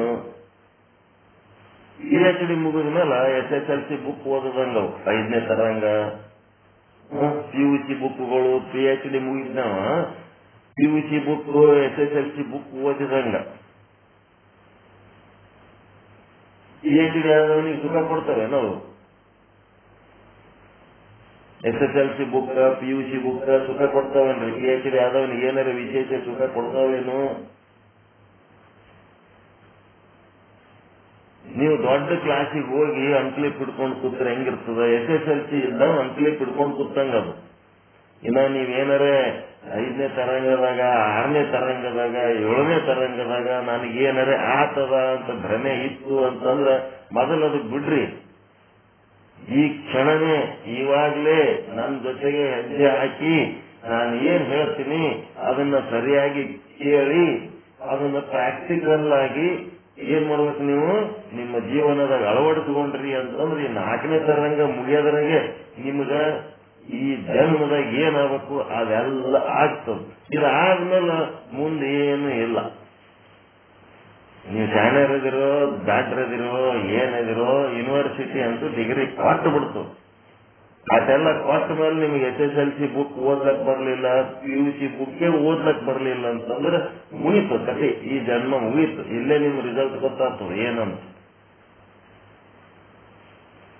ಬದುಕಿದ್ದು ವ್ಯರ್ಥ ಕುಡಿದ ನೀರು ವ್ಯರ್ಥ ತಿಂದ ಅನ್ನ ವ್ಯರ್ಥ ಬದುಕಿದ ಭೂಮಿ ವ್ಯರ್ಥ ನಿಮ್ಗೆ ಇದ್ದ ಜಾಗ ವ್ಯರ್ಥ ಎಲ್ಲ ವೇಸ್ಟ್ 4ನೇ ತರಂಗದೊಳಗೆ ನಿಮ್ಗೆ ಏನಾಗಬೇಕು ಆಗ್ಬಿಡ್ಬೇಕು ಈಗ 5, 6 ಏನದ ಕನಿಷ್ಠ ಅಧಿಕಾರಿ ಮಧ್ಯಮ ಅಧಿಕಾರಿಗಳಿಗೆ ಏನಿರ್ತದ ಉತ್ತಮ ಅಧಿಕಾರಿ ಮಧ್ಯಮ ಅಧಿಕಾರಿ ಕನಿಷ್ಠ ಅಧಿಕಾರಿ ಅಂದ್ರೆ ಏನಿರ್ತದ ಅಂತಂದ್ರ ಅವನಿಗೆ ಏನೆಲ್ಲ ತಿಳ್ಕೊಂಡು ಏನೆಲ್ಲ ಓದಿ ಏನೆಲ್ಲ ಬರೆದು ಏನೆಲ್ಲ ಗುರುಗಳ ಬಳಿ ಓದ್ರು ಸಹಿತ ಅವನಿಗೆ ಸಮಾಧಾನ ಇರಂಗಿಲ್ಲ ಅವನಿಗೆ ಏನು ಸರಿ ಅನಿಸಿರಂಗಿಲ್ಲ ಅದಕ್ಕೆ ಅವ ಏನ್ ಮಾಡ್ತಾನ ಹುಡುಕ್ತಾ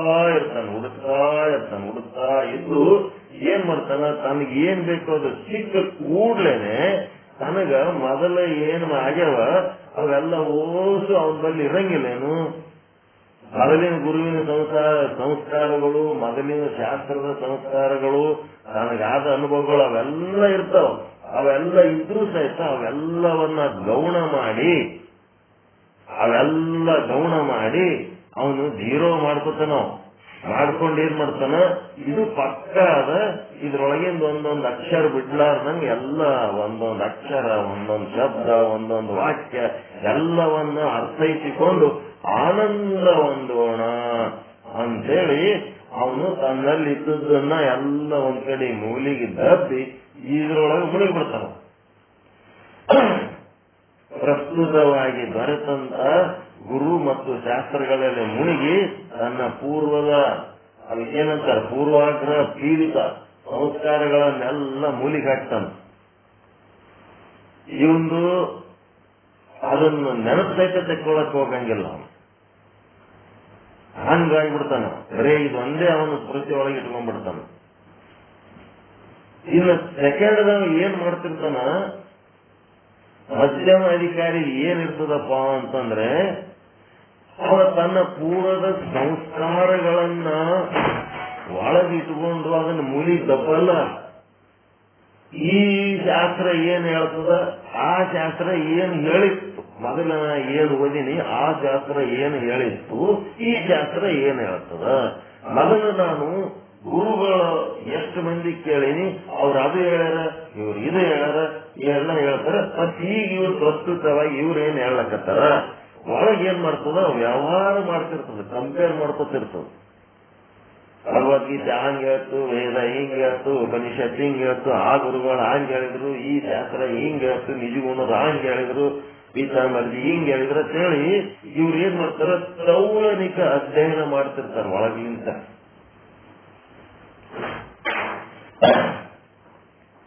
ತೌಲನಿಕ ಅಧ್ಯಾಯ ತೂಕ ಹಾಕಿ ನೋಡ್ತಿರ್ತಾರ ತೂಕ ಮಾಡ್ತಿರ್ತಾರ ತೂಕ ಮಾಡಿ ಏನ್ ಮಾತಾಡ್ತಾರ ಗೊತ್ತಾ ಇವ್ರೇನ್ ಹೊಸದ್ ಹೇಳಾರ ಮೊದಲ ಹೇಳಿದ್ರೆ ಇವೆಲ್ಲ ಅದಾವ ನಾವೆಲ್ಲ ತಿಳ್ಕೊಂಡ್ವಿ ನಮ್ಗೆ ಗೊತ್ತದ ಇವೆಲ್ಲ ಇವ್ರೇನ್ ಹೊಸದ್ ಹೇಳಕತ್ತಾರ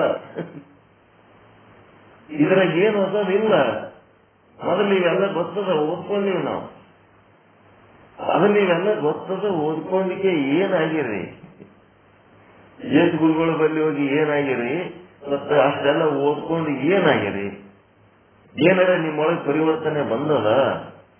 ನಿಮ್ಮೊಳಗಂತದ್ದು ವಿಶೇಷ ಪರಿವರ್ತನೆ ಬಂದಿತ್ತು ಅಂತಂದ್ರೆ ನನ್ನಂತ ದಡ್ಡನ ಮುಂದೆ ಬಾಯಿ ಕರ್ಕೊಂಡು ಕುಂದಿರ್ತಿದ್ದಿಲ್ಲ. ನನ್ನ ಮುಂದೆ ಬಾಯಿ ಕರ್ಕೊಂಡು ಕೂತಕ್ಕೆ ಇದನ್ನ ಏನೋ ಅಗಾಧವಾದದ್ದನ್ನಂಗ ನಿಮಗೆ ಕೇಳಕತ್ತೀರಿ ಅಂತಂದ್ರ ಇದಕ್ಕಿಂತ ಹಿಂದ ಹೇಳಿದ ಕೇಳಿದ ಓದಿದ ಬರೆದ ಅವೆಲ್ಲ ಓದು ನಿಮಗೇನು ಉಪಯೋಗ ಆಗಿಲ್ಲ ಅಂತ ಲೆಕ್ಕ. ಆದ್ರೂ ಅವನ್ನೂ ಇಟ್ಕೊಂಡು ಕೂತೀರಿ, ಇದನ್ನೂ ಇಟ್ಕೊಂಡು ಕೂತು ಅವು ಏನ್ ಮಾಡ್ಲಕತ್ತೀರಿ, ಅದಕ್ಕೆ ಇದಕ್ಕೆ ಕಂಪೇರ್ ಮಾಡ್ಲಕತ್ತೀರಿ. ಈ ರೀತಿ ಕಂಪೇರ್ ಮಾಡೋದು, ಅದಕ್ಕೆ ಇದಕ್ಕೆ ಹೋಲಿಕೆ ಮಾಡೋದು ಈ ಬುದ್ಧಿ ನಮ್ಮೊಳಗೆ ಇತ್ತು ಅಂತಂದ್ರೆ ಇದು ಮಧ್ಯಮ ಅಧಿಕಾರಿ ಲಕ್ಷಣ. ಆದ್ರೆ ಇವ ಏನ್ ಮಾಡ್ತಾನ, ಮಧ್ಯಮ ಅಧಿಕಾರಿ ಒಳಗೆ ಅವಕ್ಕ ಹೋಲಿಕೆ ಮಾಡ್ಕೊತ ಕುಂದಿರ್ತಾನ.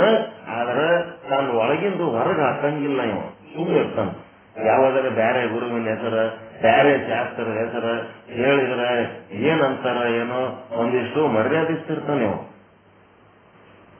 ಯಾವಾಗಾದ್ರೆ ಶಾಸ್ತ್ರ ತಗೊಂಡು ಬಂದು ವಿಚಾರ ಸಾಗರದೊಳಗೆ ವರ್ಣನೆ ಮಾಡ್ಕೊತ ಕೂತರು ಬೈದ್ರಂದ್ರೆ ಏನ್ ಮಾಡ್ಬೇಕು, ಅದ್ ಏನಿದ್ದದ್ದು ಒಳಗೆ ಇರ್ಲಿ ಬಿಡಪ್ಪ ಅಂತೇಳಿ ಇವ ಮರ್ಯಾದಿಸ್ತಿರ್ತಾನ. ಇವ ಒಳಗೆ ಇಟ್ಕೊಂಡಿರ್ತಾನ. ಇವ ಒಳಗೆ ಇಟ್ಕೊಂಡು ಇವನಿಗೆ ವಿಚಾರ ಸಾಗರ ಸಂಪೂರ್ಣ ಮುಗಿದ ಮೇಲೂ ಇವನಿಗೆ ಸಮಾಧಾನ ಶಾಂತಿ ಸಿಗಂಗಿಲ್ಲ. ಇವನಿಗೆ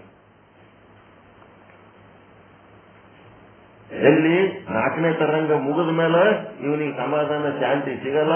ಇವನೊಳಗಿಂದು ತೌಲನಿಕ ಅಧ್ಯಯನ ಏನದಲ್ಲ, ಬೇರೆ ಬೇರೆ ವಿಚಾರಗಳ ಜೊತೆಗೆ ಕಂಪೇರ್ ಮಾಡಿ ಮಾಡಿ ಇವನು ನಿರ್ಣಯ ತಗೋಬೇಕಾಗ್ಯದಲ್ಲ. ಅದಕ್ಕೆ ಇವನಿಗೆ ಏನ್ ಮಾಡ್ತಾರ, 5ನೇ ತರಂಗದೊಳಗ ಅವನು ಒಳಗೆ ಏನೇನು ಕಲ್ಕೊಂಡನ ಮೊದಲ ಅವೆಲ್ಲದಕ್ಕೂ ಇವರು ಏನ್ ಮಾಡ್ತಾರೆ, ಅವನು ಹಿಂದೆ ಏನೇನು ಕಲ್ಕೊಂಡಾರ, ನಾನು ಓದಿದ್ಯಪ್ಪ ನೀನು ಓದಿದಿ, ಅದ್ರಾಗ ಹಂಗೆ ಹೇಳಿದ್ರು ಇದ್ರಾಗ ಹಿಂಗ್ ಹೇಳಿದ್ರು, ಇದರಿಂದ ನಾವು ದಾಟಿ ಮುಂದೆ ಬರಬೇಕು ಅಂತೇಳಿ ಅವನಿಗೆ ಹೇಳ್ಕೋತ ಅವನ ಮನಸ್ಸಿನ ಭಾವನೆಗಳನ್ನ ಏನ್ ಮಾಡ್ತಾರ, ಟಚ್ ಮಾಡ್ಕೊತ ಹೋಗ್ತಾರ. ಅವನ ಮನಸ್ಸು ಟಚ್ ಮಾಡ್ತಾರೆ. ಮೊದಲು ಏನ್ ತಿಳ್ಕೊಂಡಿವಿ ಅದೇ ಭಾರಿ ದೊಡ್ಡ ಬ್ರಹ್ಮಜ್ಞಾನ ಅಂತ ಇಟ್ಕೊಂಡು ಈಗ ಇದೆಲ್ಲ ಏನ್ ಹೇಳಕತ್ತಾರ, ಸುಮ್ ಟೈಮ್ ಪಾಸಿಗೆ ಕೂತ್ ಕೇಳಕತ್ತೀವಿ ಅನ್ನಂಗಿರ್ತದ. ಅವಾಗ ಅವನಿಗೆ 5ನೇ ತರಂಗದೊಳಗ ಆ ರೀತಿ ಇದ್ದಂಥವ್ರಿಗೆ ಅವ್ರ ಮನಸ್ಸಿನೊಳಗಿರುವಂತ ಸಂಶಯಗಳು ಏನತ್ತವ ನಿವಾರಣೆ ಮಾಡ್ತಾರೆ. ಮನಸ್ಸಿನ ಒಳಗೆ ಅದಾವ ಇವನಿಗೆ ಸಂಶಯ, ಹೊರಗೆ ವ್ಯಕ್ತಪಡಿಸ್ತಾ ಇಲ್ಲ ಅಂತೇಳಿ ಅವನಿಗೆ ಪ್ರತಿ ಸಲ ಒಂದೊಂದು ವಿಷಯ ಕೊಟ್ಟ ಹೊತ್ತಾಗ ಅವಾಗ ಅವನ ಮನಸ್ಸಿನ ಮಾತು ಹೊರಗೆ ಬರ್ತಿರ್ತಾವ. ಅವ್ರ ಗುರುಗಳೇ ಹೊರಗೆ ತರಿಸಿ ಅವನಿಗೆ ಅದಕ್ಕೆ ಉತ್ತರ ಕೊಡ್ತಿರ್ತಾರೆ. ಒಟ್ಟು ಅವನಿಗೆ ನಿನ್ನೊಳಗೆ ಮೊದಲು ಏನದ ಅದಕ್ಕಿಂತ ಈಗ ನೀನು ಅನುಭವ ಮಾಡ್ಕೊಳ್ಳೋದು ಶ್ರೇಷ್ಠ ಅದ. ಈ ರೀತಿ ಅನುಭವ ಮಾಡ್ಕೊತ ಅವನಿಗೆ ದಾರಿ ತೋರಿಸ್ತಾರ. ಇದು ಮಧ್ಯಮ ಅಧಿಕಾರಿ. ಇದು ಇವ ಮರ್ಯಾದಿಸ್ತ ಇವ ಪಾಠ ಡಿಸ್ಟರ್ಬ್ ಮಾಡ್ಲಾರ್ದಂಗ ಇವ ಒಳಗಿನೊಳಗೆ ಕುದಿತಿರ್ತಾನ ಒಂದೇ ಸೌಂಡ್. ಇವೊಂದು ಮಧ್ಯಮ ಅಧಿಕಾರಿ ಕೆಲಸ. ಅಂತ ಕುದಿತ ಅಂತೂ ನಿಮ್ಮಲ್ಲಿ ಯಾರಿಗೂ ಇಲ್ಲ. ಒಳಗೆ ಏನಾರ ಮೊದಲು ಏನಾರ ಕಲ್ತದ್ದು ಅದು ಇದು ಯಾರ್ಯಾರುವ ಫೋಟೋಗಳು, ಯಾರ್ಯಾರುವ ಮೂರ್ತಿಗಳು. ನಮ್ಮ ವಿಚಾರ ಚಂದ್ರೋದಯದಾಗ ಬಂದು ಸಿದ್ಧಾರೂಢರ ಫೋಟೋಗಳು ಹಂಚಿವಾರ. ಇಲ್ಲೇ ಸಿದ್ಧಾರೂಢರು ಏನ್ ನಡೆಯೋದು, ಇಲ್ಲಿ ಸಿದ್ಧಾರೂಢರಿಗೆ ಗೌರವ ಕೊಡ್ತೀವಿ. ಅವರು ಹಿರಿಯರು, ದಾರಿ ದೀಪ. ಅವರ ವಿಚಾರಗಳಿಗೆ ನಾವು ಗೌರವ ಕೊಟ್ಟು ನಮ್ಮ ಅವಶ್ಯಕತೆಗೆ ಅವರು ಕೊಟ್ಟಂತ ಬೆಳಕು ನಾವು ಬಳಸ್ಕೊತೀವಿ. ಇಲ್ಲಿ ಏನು ನಡೆದದ ಅನ್ನೋದೇ ಬಿಟ್ಟು ತಮ್ಮದೇ ನಡೆಸ್ಲಕ್ಕೆ ಬಂದವರು ವಾಪಸ್ ಹೋಗ್ಬಿಟ್ರು. ಅದ್ರ ಸುಖ ಸತ್ಯದ ಸುಖ ಗೊತ್ತಿರ್ಲಾರ್ದವ್ರು ಏನ್ ಮಾಡ್ಲಿದ್ರು ಅಷ್ಟೇ ಅದ. ಕಡೆಗೆ ಒಂದಿನ ಹೊಂಟು ಬಿಡ್ತಾರೆ. ಸತ್ಯದ ಸುಖ ಗೊತ್ತಾದವ್ರು ಹೋಯ್ತಾರೆ. ಯಾವ್ದಾವ್ದರ ತಂದು ಬುಕ್ಗಳಂತದ್ದು, ಯಾವ್ದಾವ್ದರ ತಂದು ವಿಚಾರ ಸಾಗರ ಹಿಂದಿ ನಡೆದದ, ವಿಚಾರ ಚಂದ್ರದ ಬ್ರಹ್ಮಕುಮಾರಿ ಬುಕ್ ತಂದಂಥದ್ದು, ಸಿದ್ಧಾರೂಢರು ಫೋಟೋ ಕೊಡೋದು. ಇವೆಲ್ಲ ಏನ್ ಮಾಡಿದ್ರಂತಂದ್ರ ಇವರು ಫೋಟೋಕ್ಕೆ ಸೀಮಿತ ಆಗ್ಯಾರ. ತಾವು ಯಾವುದನ್ನ ಎಲ್ಲಿ ಕಲ್ಕೊಂಡಾರ ಅಷ್ಟಕ್ಕೆ ಸೀಮಿತ ಆಗ್ಯಾರ. ಸತ್ಯದ ದೃಷ್ಟಿ ಇವ್ರಿಗೆ ಇನ್ನ ಬಂದೇ ಇಲ್ಲ. ಅವ್ರಿಗೆ ನಿಜವಾಗಿ ಸತ್ಯದ ದೃಷ್ಟಿ ಗೊತ್ತಾಗ ಟೈಮ್ನೊಳಗ ಏನಾಗ್ಬಿಟ್ರು, ಅವ್ರಿಗೆ ತಾವು ತಿಳ್ಕೊಂಡಿದ್ದ ಬ್ರಹ್ಮಜ್ಞಾನ ತಮ್ಮಲ್ಲಿರೋದೇ ಭಾರಿ ದೊಡ್ಡ ಅನುಭವ ಅಂತ ತಿಳ್ಕೊಂಡು ದಾರಿ ಬಿಟ್ರು. ಪುಣ್ಯ ಇಲ್ಲ ಅವ್ರಿಗೆ ಅಷ್ಟೇ. ಈಗ ನಿಮಗಂತದೇನಾರ ಕುದಿತಗಳದ ಒಳಗ ನಾವು ಮೊದಲು ಅದು ಓದ್ಕೊಂಡಿವಿ, ಇದು ಏನಿಲ್ಲ, ಸತ್ಯದ ನಿಮ್ ಪಾಠಿ. ನಿಮ್ಗೆ 5ನೇ ತರಂಗ ಓದೋ ಅವಶ್ಯಕತೆನೇ ಇಲ್ಲ. 5ನೇ ತರಂಗ ನಾ ಪಾಠ ಹೇಳುವ ಟೈಮ್ನಾಗ ನಿಮಗ ವಿಶೇಷವಾದ ಆನಂದ ಆಗ್ಲಿ, ವಿಶೇಷವಾದ ಜ್ಞಾನ ಆಗ್ಲಿ ಏನೇನು ಸಿಗಲ್ಲ ಅದ್ರೊಳಗೆ. ಕೆಲ್ಸಕ್ಕೆ ಹೋಗೋರು ಚರ್ಚೆ 5ನೇ ತರಂಗ, ಈ 4ನೇ ತರಂಗ ಮುಗಿಸಿರೋದು. ಇನ್ನ ಏನದ ಮುಂದೆ ಕನಿಷ್ಠ ಅಧಿಕಾರಿ ಹೆಂಗದನಂದ್ರ ಇವ ಸ್ವಲ್ಪ ಮಾನಿಗೇಡಿ ಅದನ. ಇವ ಏನ್ ಮಾಡ್ತಾನಂದ್ರ ತನ್ನೊಳಗ ಮೊದಲು ಏನೇನೋ ಕಲ್ತಾನಲ್ಲ ಅದನ್ನ ಇವ ದಿಕ್ಕಿ ಹೊಡಿತಾನ. ಗುರುಗಳ ಸಂಗಟ ತರ್ಕ ಮಾಡ್ತಾನ, ಹೊರಗೆ ತೆಗಿತಾನವ, ಬಾಯಿಲಿಂದ ಹೊರಗೆ ವ್ಯಕ್ತಪಡಿಸ್ತಾನವ.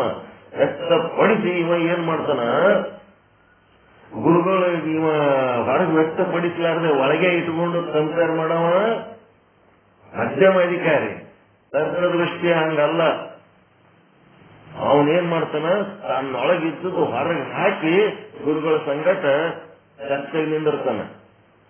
ನಿನ್ನ ಒಳಗೆ ಏನೇನೋ ಕಲ್ಕೊಂಡ್ ಬಂದಿದೆ, ನಿನಗೆ ಅವೆಲ್ಲ ಬೇಕಾಗಿಲ್ಲ, ನಾನು ಏನ್ ಹೇಳ್ತೀನಿ ಅಷ್ಟೇ ಕೇಳತ್ ಗುರು ಅಂತಾನೇನು ಅನ್ನಂಗಿಲ್ಲ. ಅವ ಕನಿಷ್ಠ ಅಧಿಕಾರಿಗಳು ಚರ್ಚೆಗೆ ಹಾಕೊಂಡು ಮುಂದೆ ಹೋಗಬೇಕಾಗಲ್ಲ. ಅವನಲ್ಲಿರುವಂತ ಈ ತರ್ಕದ ವಿಷಯಗಳೇನದವ ಅವುಗಳನ್ನ ಮೀರಿ ಇವ್ರದ್ದು ವಿಶ್ಲೇಷಣೆಗಳನ್ನ ಮಾಡಿ ಅವನೊಳಗಿರುವಂತಹ ಅಜ್ಞಾನವನ್ನು ಕಳೆಯುವ ಕೆಲಸ ಮಾಡ್ತಾನೆ. ಅಂತವೇನಾರ ನಿಮಗೆ ಸಮಸ್ಯೆ ಆದವೇನು? ನಿಮ್ಮ ಒಳಗಿದ್ದು ಏನಾರ ವಿಚಾರ ತಂದು ನಮಗೆ ತರ್ಕ ಮಾಡ್ಲಿಕ್ಕೇನು ಇಲ್ಲ. ಮನಸ್ಸಿನಾಗೂ ಮೊದಲಿನೂ ಯಾವ ಸಂಸ್ಕಾರಗಳು ಇಟ್ಕೊಂಡಿಲ್ಲ, ಇದ್ರೂ ಅವುಗಳನ್ನ ಗೌಣ ಮಾಡಿರಿ. ಮತ್ತೆ ಆ ಮನಸ್ಸಿನಾಗಿದ್ದು ವಿಚಾರಗಳ ಇಲ್ಲಿ ತರ್ಕ ಮಾಡ್ಲಕ್ ಬಂದು ಈ ಪಾಠದೊಳಗ ಸಮಯ ವ್ಯರ್ಥ ಮಾಡಿಲ್ಲ. ಹೀಗಾಗಿ ನೀವು ಎಲ್ಲ ಉತ್ತಮ ಅಧಿಕಾರಿಗಳೇ ಅದಿರಿ ಅಂತ ನಾವು ಭಾವಿಸಿ ನಿಮಗೆ 5ನೇ ತರಂಗ 6ನೇ ತರಂಗ ಏನು ಉಪಯೋಗ ಇಲ್ಲ ನಿಮಗ. ಆದ್ರೂ ಓದ್ಕೋಬೇಕು, ನೀವು ಓದ್ಕೊಳ್ರಿ. ನಾವು ಈ 4ನೇ ತರಂಗ ಮುಗಿದ್ಮೇಲೆ 5ನೇ ತರಂಗಕ್ಕೆ ಹೋಗ್ತೀವಿ. ಅವಾಗ ಏನ್ ಮಾಡ್ಬೇಕು, ಪಡೆ ಮಾಡ್ತಿರ್ತೀವಿ. ಆ ಪ್ರಶ್ನೆ ಬೇರೆ. ಮತ್ತೆ ಕೊನೆಗೆ ಏನದ, ಜೀವನ್ಮುಕ್ತ, ವಿಧೇಯ ಮುಕ್ತ. ಇದು ಗಂಡ ಹೆಂಡತಿ ಸಂಸಾರ ಮಾಡಿ ಮಕ್ಕಳು ಮರಿ ಎಲ್ಲ ಹಡದ್ಮೇಲೆ ದಾಂಪತ್ಯದ ಪುಸ್ತಕ ಓದಿದಂಗ, ಹೆಂಗ ದಾಂಪತಿಗಳು ಹೆಂಗಿರ್ಬೇಕು ಅಂತೇಳಿ ಒಂದು ಬುಕ್ ಓದಿದಂಗ, ಎಲ್ಲ ಸಂಸಾರ ಮಾಡಿ ಮುಗಿದು ಸುಣ್ಣ ಆದಾಗ ಆ ವಿಷಯ ಮಾತಾಡ್ದಂಗ. ಈಗ ಅನುಭವಿಸ್ಲಕತ್ತೀರೇನ ಜೀವನ್ಮುಕ್ತ ಸ್ಥಿತಿ. ಇದೇ ಸ್ಥಿತಿ ಹೆಂಗಿರ್ತದ ಅಂತ ಅಲ್ಲಿ ಬರ್ದಾರ ಸ್ಕ್ರಿಪ್ಟ್.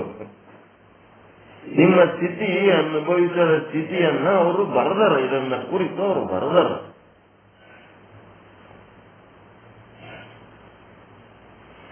ಅದನ್ನು ಬರೆದು ಓದ್ಬೇಕಾ ಏನದು, ಜೀವನ್ಮುಕ್ತ ಸ್ಥಿತಿ ಹೆಂಗಿರ್ತದ ಅಂತೇಳಿ. ಮದುವೆ ಮಾಡ್ಕೊಂಡ್ಮೇಲೆ ಸಂಸಾರ ಹೆಂಗ್ ಮಾಡ್ಬೇಕು, ಗಂಡ ಹೆಂಗಿರ್ಬೇಕು, ಹೆಂಡತಿ ಹೆಂಗಿರ್ಬೇಕು, ಮಕ್ಳು ಹೆಂಗಿರ್ಬೇಕು, ಆದರ್ಶ ದಾಂಪತಿಗಳ ಒಂದು ಬುಕ್ ಬರ್ದಿರ್ತಾರ. ಅವ 80 ವರ್ಷದ ಮುದುಕ ಓದ್ಲಕ್ ಬೇಕೇನದು? ಅವು ಯಾವ ಬೇಕಾಗಿಲ್ಲ. 4ನೇ ತರಂಗನೇ ಲಾಸ್ಟ್. ಜೀವನ್ಮುಕ್ತ ಏನದವ ನಿಮ್ಮದ್ ನೀವೇ ಓದ್ಕೊಂಡ್ರೆ ಅರ್ಥ ಆಗ್ತದದು. ಅವು ಏನು 5, 6, 7 ಏನದವ ಅವೆಲ್ಲ ಏನು ಇಲ್ಲವು. ಏನಾಗಬೇಕು ಪರಿವರ್ತನೆ ಈ 4ನೇ ತರಂಗದಾಗೇ ಆಗ್ಬೇಕು. ನಾ ಯಾವಾಗ ಹೇಳ್ತೀನಿ, ನೋಡ್ಕೊರಿ, ಸ್ವಲ್ಪ ಮೈ ಮುಟ್ಕೊಂಡು ಪಕ್ಕ ಸಂಸಾರಿ ಅದಿರೋ, ಪಕ್ಕ ಆತ್ಮಜ್ಞಾನಿ ಅದಿರೋ. ಏನ್ ಇರುವಿಕೆಯಲ್ಲಿ ಆತ್ಮಜ್ಞಾನಿ, ತೋರಿಕೆಯಲ್ಲಿ ಸಂಸಾರಿ ಅದಿರೋ, ಇರುವಿಕೆಯಲ್ಲಿ ಸಂಸಾರಿ, ತೋರಿಕೆಯಲ್ಲಿ ಆತ್ಮಜ್ಞಾನಿ ಅದಿರೋ. ಅದು ಇರಬೇಕಾದ ರೀತಿನೋ ಇರಬಾರದ ರೀತಿನೋ? ಇರಬಾರದ ರೀತಿ ಇತ್ತು ಅಂತಂದ್ರೆ ಇರಬೇಕಾದ ರೀತಿಯಲ್ಲಿ ಪರಿವರ್ತನೆ ಆಗಬೇಕು, ಟ್ರಾನ್ಸ್ಫಾರ್ಮೇಶನ್ ಆಗಬೇಕು.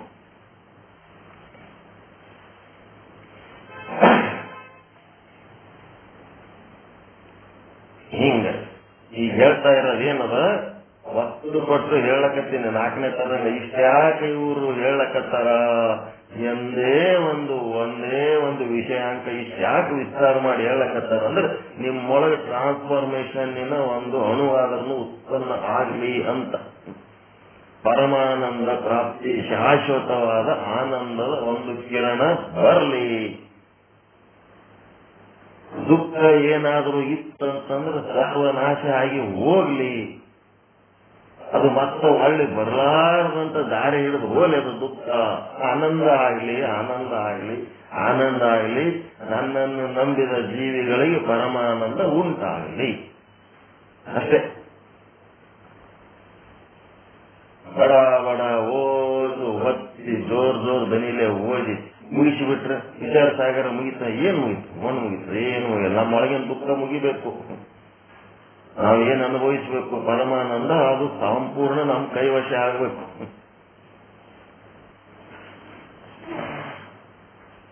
ಅದಕ್ಕ ಪ್ರತಿ ಸಲ ಇದು ಯಾರ್ದು ಅಲ್ಲ, ನಮ್ಮದೇ ಪುರಾಣ. ನಾವು ಏನದೀವಿ, ಏನ್ ಆಗಬೇಕು, ಏನ್ ಆಗಿವಿ, ಅದು ಏನಾಗಬೇಕು, ಅದು ಆಗೋದಕ್ಕೆ ಏನ್ ಮಾಡಬೇಕು, ಇಷ್ಟು ಮಾರ್ಗದರ್ಶನ ಜಗತ್ತಿನಾಗ ನಿಮಗೆ ಎಲ್ಲಿ ಸಿಗಲ್ಲ. ಸಿಗ್ತಿತ್ತು ಅಂದ್ರೆ ಹೇಳ್ರಿ, ನಾವು ನೀವು ಕೂಡಿ ಅಲ್ಲಿಗೆ ಹೋಗ್ಬಿಡೋಣ. ಎಲ್ಲರೂ ಕೂಡಿ ಅಲ್ಲಿ ಹೋಗಿ ಕೂತ್ಬಿಟ್ರೆ ಇಲ್ಲೇನಾಯ್ತು? ಸ್ಥಿತಿ ಮತ್ತು ಪ್ರತೀತಿ ಎರಡರಲ್ಲೂ ಸಂಸಾರಿ. 20ನೇ ಪಾಯಿಂಟ್. ಯಾರು? ಆತ್ಮವಿಮುಖಿ ಅಜ್ಞಾನಿ. ಇವನು ಜ್ಞಾನಿ ಆತ್ಮವಿಮುಖತೆಯಲ್ಲಿ, ಸ್ಥಿತಿಯಲ್ಲಿ ಶುದ್ಧ ಬ್ರಹ್ಮ, ಪ್ರತೀತಿಯಲ್ಲಿ ಸಂಸಾರ. 21ನೇ ಪಾಯಿಂಟ್. ವಿಷಯ ಸುಖವು ವಿಷಯದಿಂದ ಎಂಬ ಭ್ರಮೆ. ವಿಷಯ ಸುಖವು ವಿಷಯದಿಂದವೇ ಎಂಬ ಭ್ರಮೆ.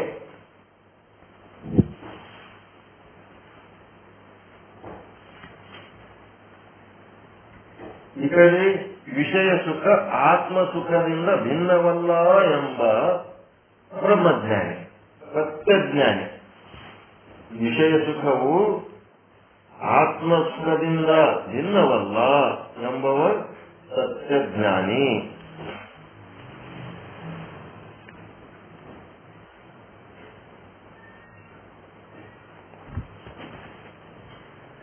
ಇಪ್ಪತ್ತೊಂದನೇ ಪಾಯಿಂಟ್ ಮುಗಿತು.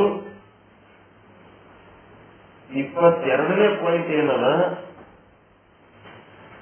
ಕ್ರಮೇಣ ಸಂಸಾರ ಭಾವವೇ ಬಲಿತು. ಎಲ್ಲ ಕಾಲದಲ್ಲಿ ಅಜ್ಞಾನಿಯಾದವನು ಸಂಸಾರದಾಗೆ ಮುಳುಗಿರುವ ಕಾರಣ ಏನಾಯ್ತು? ಕ್ರಮೇಣವಾಗಿ ಸಂಸಾರ ಭಾವವೇ ಬಲಿತು. ಅದರೊಳಗೆ ಬಂಧನಕ್ಕೊಳಗಾಗಿ, ಸಂಸಾರ ಭಾವವೇ ಬಲಿತು, ಅದರೊಳಗೆ ಬಂಧನಕ್ಕೊಳಗಾಗಿ ದುಃಖ ದುಮ್ಮಾನಗಳಿಗೆ ಒಳಗಾಗುವುದು. ರೇಷ್ಮೆ ಹುಳ ಇದ್ದಂಗಿದು. ರೇಷ್ಮೆ ಹುಳು ತನ್ನ ಬಾಯಿಂದ ಜೊಲ್ಲು ಬಿಟ್ಟು ತನ್ನ ಸುತ್ತಮುತ್ತನೇ ಒಂದು ಗೂಡು ಕಟ್ಕೊಂಡು ಅದರೊಳಗೆ ಬಂಧನಕ್ಕೊಳಗಾಗ್ತದ. ಅದನ್ನ ಯಾವನು ರೇಷ್ಮೆ ಬಟ್ಟೆ ಬೇಕಾದ ತಗೊಂಡೋಗಿ ಕೂದಿ ಸಿಕ್ಕೋಲಿ ಬರ್ತಾನ. ಆಗ ಮುಂದೇನಾಗ್ತದ? ಅಜ್ಞಾನಿಯ ಆತ್ಮವಿಮುಖತೆಯ ಕಾರಣ ಕ್ರಮೇಣ ಸಂಸಾರ ಭಾವ ಬಲಿತು, ಅದರೊಳಗೆ ಬಂಧನಕ್ಕೊಳಗಾಗಿ ದುಃಖ ದುಮ್ಮಾನಗಳಿಗೆ ಒಳಗಾಗುವುದು. ರೇಷ್ಮೆ ಹುಳುವಿನ ಉದಾಹರಣೆ. ಇವನತ್ರ ಏನದಪ್ಪ ಅಂದ್ರೆ ಎರಡು ಕೆಲಸ ಆಗ್ತಾವ. ಕ್ರಮೇಣವಾಗಿ ಲೌಕಿಕ ಭಾವ ಕ್ಷಯ ಆಗ್ತದೆ. ಯಾಕಂದ್ರೆ ಬ್ರಹ್ಮಜ್ಞಾನದ ಸುಖ ಇವನಿಗೆ ಗೊತ್ತದ. ಹೆಚ್ಚು ಸುಖ ಅನುಭವಿಸುವುದಕ್ಕೆ ಹೋಗಿ, ಬ್ರಹ್ಮದ ಆನಂದ ಅನುಭವಿಸುವುದಕ್ಕೆ ಹೋಗಿ ನಿಧಾನವಾಗಿ ಅವನ ಆಸಕ್ತಿ ಯಾವಾಗ ಕಳ್ಕೊತಾನ? ಈ ವಿಷಯ ಸುಖದಿಂದ ಆಸಕ್ತಿ ಕಳ್ಕೊಂಡು ಕೇವಲ ಬ್ರಹ್ಮ ಆನಂದದಲ್ಲಿ ಮುಳುಗ್ತಾನ. ಅದಕ್ಕೆ ಕ್ರಮೇಣವಾಗಿ ಲೌಕಿಕ ಭಾವ ಕ್ಷಯ ಆಗ್ತದ, ಕ್ಷೀಣವಾಗ್ತದ. ಯಾರ್ದು? ಬ್ರಹ್ಮಜ್ಞಾನಿದು. ಮತ್ತ ಪರಮಾರ್ಥ ಭಾವ ಬಲಿತದ, ಸ್ವಲ್ಪ ಗಟ್ಟಿ ಆಗ್ತದ. ಪರಮಾರ್ಥ ಭಾವ ಬಲಿತು ಗಟ್ಟಿಯಾಗಿ ಕೊನೆಗೆ ಏನ್ ಮಾಡ್ತಾನ? ಅಹಂ ಶುದ್ಧ ಬ್ರಹ್ಮಾಸ್ಮಿ, ಕೊನೆಗೆ ನಾನು ಶುದ್ಧ ಬ್ರಹ್ಮ ಅದೀನಿ ಅಂತ ಪರಮಾನಂದ ಪ್ರಾಪ್ತಿ, ಸರ್ವ ದುಃಖ ನಿವೃತ್ತಿ ರೂಪ ಮೋಕ್ಷದ ಆನಂದದಲ್ಲಿ ಮುಳುಗಿ ಬಿಡ್ತಾನೆ.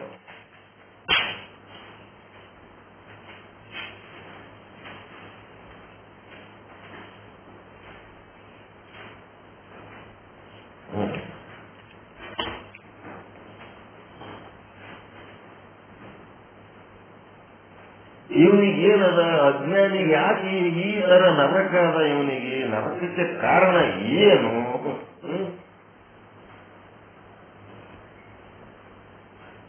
ಅಜ್ಞಾನಿ ಆತ್ಮವಿಮುಖತೆಗೆ ನರಕಕ್ಕೆ ಕಾರಣ ಏನು ಅಂದ್ರೆ ಸಜ್ಜನ ಸದ್ಭಾವಿಗಳ ಸಂಘವಿಲ್ಲ. 23ನೇದು, ಸಜ್ಜನ ಸದ್ಭಾವಿಗಳ ಸಂಘವಿಲ್ಲ. ಇವನಿಗೆ ದೊಡ್ಡ ಸಮಸ್ಯೆ ಏನದ, ಒಳ್ಳೆ ಜನರ ಸಹವಾಸ ಇಲ್ಲ, ಮತ್ತೆ ಗುರು ಇಲ್ಲ, ಶಾಸ್ತ್ರವಿಲ್ಲ.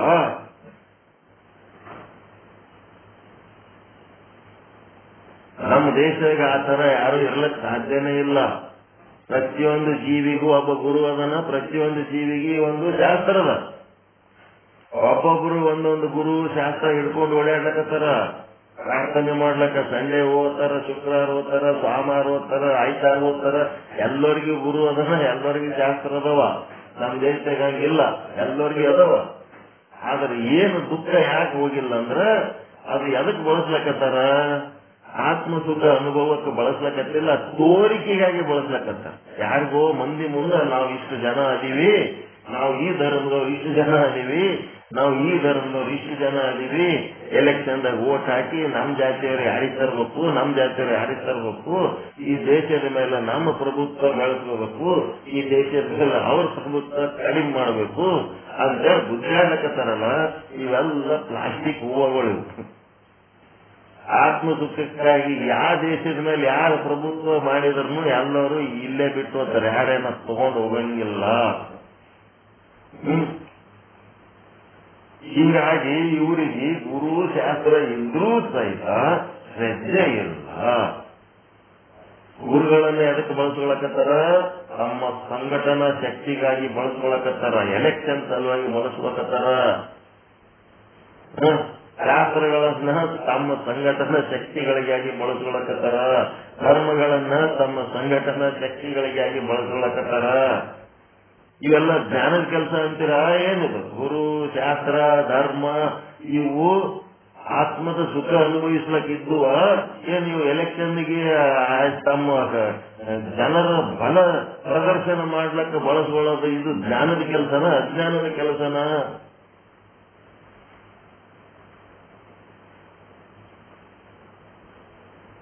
ಏನಂತೀರಿ?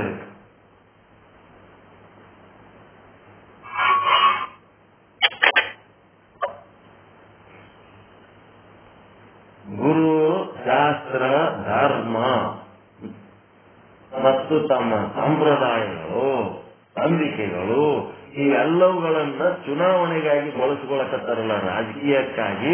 ಇದು ಜ್ಞಾನದ ಕೆಲಸನ ಅಜ್ಞಾನದ ಕೆಲಸನ?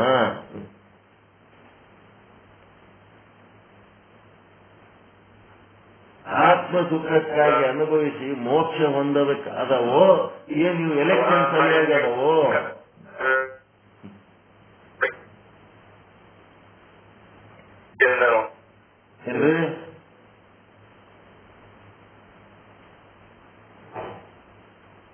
ಏನ್ ಹೇಳಿದ್ದೇನು ಕೇಳಿಸ್ಲಿಲ್ಲ ನಮಗೆ. ಆತ್ಮ ಸುಖವನ್ನ ಅನುಭವಿಸುವುದನ್ನ ಬಿಟ್ಟು ಆತ್ಮಸುಖವನ್ನ ಬಯಸಿದರೆ ಮೋಕ್ಷವನ್ನು ಹೊಂದಬೇಕು. ಆತ್ಮಸುಖ ಹೊಂದುವುದಕ್ಕಾಗಿ ಇರುವ ಗುರು ಶಾಸ್ತ್ರ ಧರ್ಮಗಳನ್ನ ರಾಜಕೀಯಕ್ಕಾಗಿ ಯಾವುದೇ ಧರ್ಮದವ್ರು ಇರ್ಬೋದು ಅದನ್ನ ಬಳಸ್ಕೊಳ್ಳಕತ್ತಾರ ಅಂತಂದ್ರೆ ಅದು ಬೇವಕೂಫರ ಸಂಘ, ಮೂರ್ಖರ ಸಂಘ ಅಷ್ಟೇ. ಯಾವ ಧರ್ಮದವರಾದ್ರೂ ಇರ್ಬೋದು.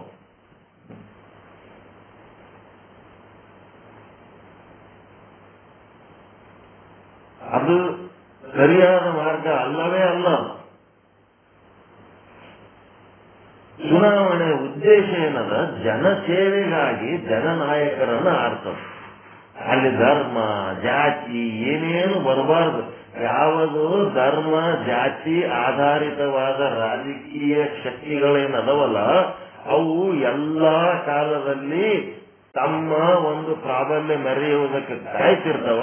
ತಮ್ಮ ಪ್ರಾಬಲ್ಯ ಬಂದ ಹೊತ್ನಾಗ ತಮ್ಮ ಸಂಸ್ಕಾರಗಳು, ತಮ್ಮ ಆಚಾರ, ತಮ್ಮ ವಿಚಾರಗಳನ್ನ ಜನಸಾಮಾನ್ಯರ ಮೇಲೆ ಒಡ್ಡಿ ಬಿಡ್ತಾರ.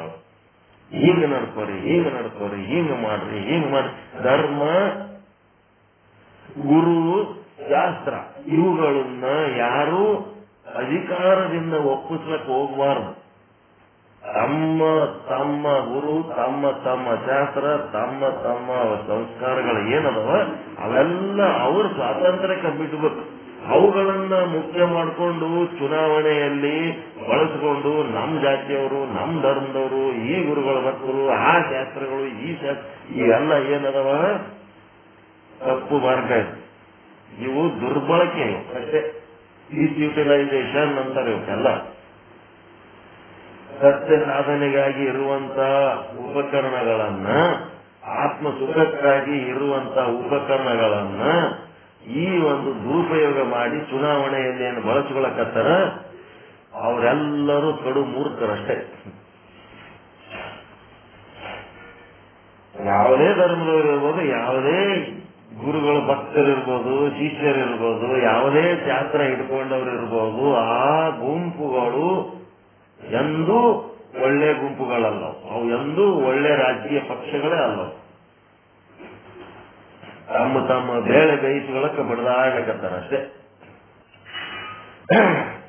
ಜಾತಿ ಆಧಾರಿತ, ಧರ್ಮ ಆಧಾರಿತ ರಾಜಕೀಯ ಗುಂಪುಗಳಿಗೆ ಎಂದೂ ನಾವು ಮಣಿ ಹಾಕಬಾರದು. ಜನರ ಸೇವೆ ಮಾಡಿ ಜನರಿಗೆ ಒಳ್ಳೇದು ಮಾಡಬೇಕು, ಜನರ ಬಗ್ಗೆ ಕಾಳಜಿ ವಹಿಸಬೇಕು. ನಿಸ್ವಾರ್ಥ ಸೇವೆ ಯಾರು ಮಾಡ್ತಾರ ಅಂಥವ್ರಿಗೆ ನಾವು ಯಾವ ಜಾತಿಯವರಿರ್ಲಿ, ಯಾವ ಧರ್ಮದವರಿರ್ಲಿ, ಅವ್ರಿಗೆ ನಾವು ಗುರುತಿಸಿ ಓಟ್ ಹಾಕ್ಬೇಕೆ ಹೊರತು ನಮ್ಮ ಜಾತಿ ಹೋದನ, ನಮ್ಮ ಧರ್ಮದ ಹೋದನ, ನಮ್ಮ ವಿದ್ಯಾಸಾಗರ ಓದವನದನ, ನಮ್ಮ ಕ್ಲಾಸ್ಮೇಟ್ ಅದನ್ನ ಅಂತ ಹೇಳಕ್ಕೆ ಅಂಥವ್ರಿಗೆ ಓಟ್ ಹಾಕಿದ್ರೆ ಆಗಲ್ಲ. ಜನಸೇವೆ ಅದ್ರ ಸಲುವಾಗಿ ಅದ ರಾಜಕೀಯ.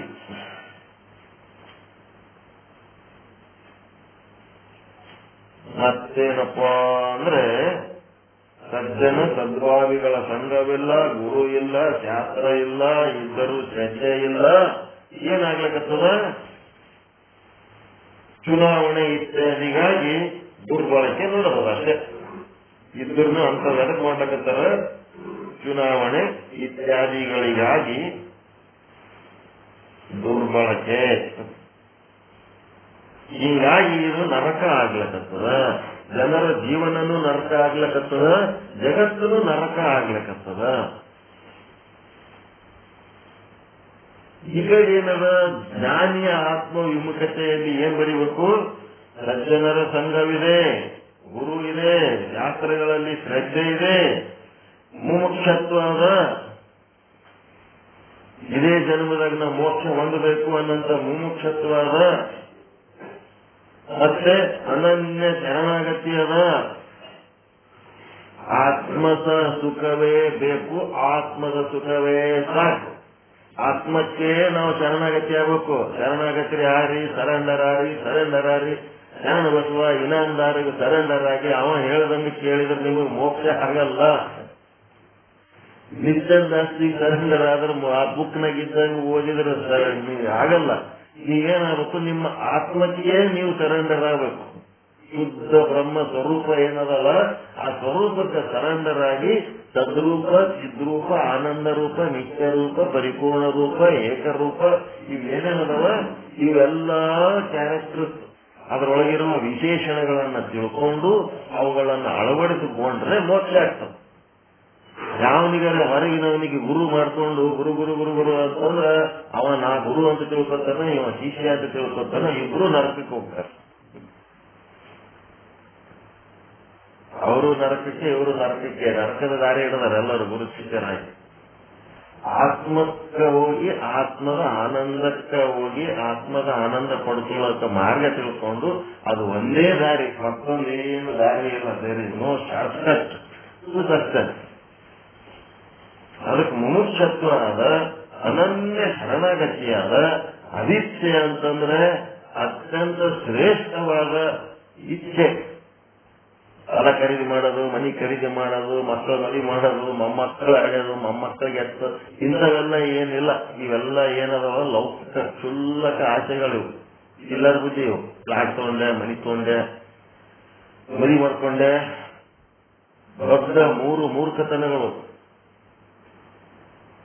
ದೊಡ್ಡ ಮೂರ್ಖತನಗಳು ಯಾವ್ಯಾವು? ಯಾಕೆ ಹುಟ್ಟಿವ ಗೊತ್ತಿಲ್ಲ, ಹಾಡದಾರ ಹುಟ್ಟಿವಿ, ಹೆಂಗ್ ಹುಟ್ಟಿವಿ ಹ್ಯಾಂಗ್ ಹುಟ್ಟಿವಿ ಅವ್ ಯಾವ ನಮ್ ಕೈಯಾಗಿ ಇಲ್ಲ, ಹುಟ್ಟಿ ಬಿಟ್ಟಿವಿ. ಒಂದ್ 20 ವರ್ಷ 25 ವರ್ಷ ಆಗ ತನಕ ಹೆಂಗೋ ಜೀವನ ಆರಾಮಿತ್ತು. ವಿಚಾರ ಮಾಡ್ಕೊಂಡು ನೋಡ್ರಿ, ಆರಾಮಿದ್ರೆ ಇಲ್ಲ ಒಂದ್ 20-25 ವರ್ಷನವ್ರಿದ್ದಾಗ ಹೆಂಗೋ ಒಂದು ಜೀವನ ಇತ್ತು. ಯಾರೋ ಮಾಡಿ ಹಾಕ್ತಿದ್ರು, ಯಾರೋ ಅನ್ಸಿದ್ರು, ಏನೋ ಆತಿತ್ತು, ಹತ್ತಿದ್ರಿ. ಅಷ್ಟ್ರಿಗೆ ಒಂದು ಕೆಟ್ಟ ಬುದ್ಧಿ ಬಂತು. ಏನಂದ್ರ ಇನ್ನು ಆರಾಮಾಗಿರ್ಬೇಕಾದ್ರೆ ಮದ್ವಿ ಮಾಡ್ಕೊಂಡ್ರೆ ಆರಾಮಿರ್ತೀವಿ ಅಂತ. ಮದ್ವಿ ಮಾಡ್ಕೊಂಡ ಮೇಲೆ ಆರಾಮಿದ್ರೆ, ಮದ್ವಿ ಮಾಡ್ಕೊಳ್ಳೋದಕ್ಕಿಂತ ಮೊದಲು ಆರಾಮಿದ್ರಿ. ನೋಡ್ರಿ, ಆರಾಮ್ ಯಾವಾಗಿದ್ರಿ? ಮದ್ವಿ ಮಾಡ್ಕೊಳ್ಳೋಕ್ಕಿಂತ ಮೊದಲು ಆರಾಮಿದ್ರೆ, ಮದ್ವಿ ಮಾಡ್ಕೊಂಡ ಮೇಲೆ ಆರಾಮಾಗಿರಿ.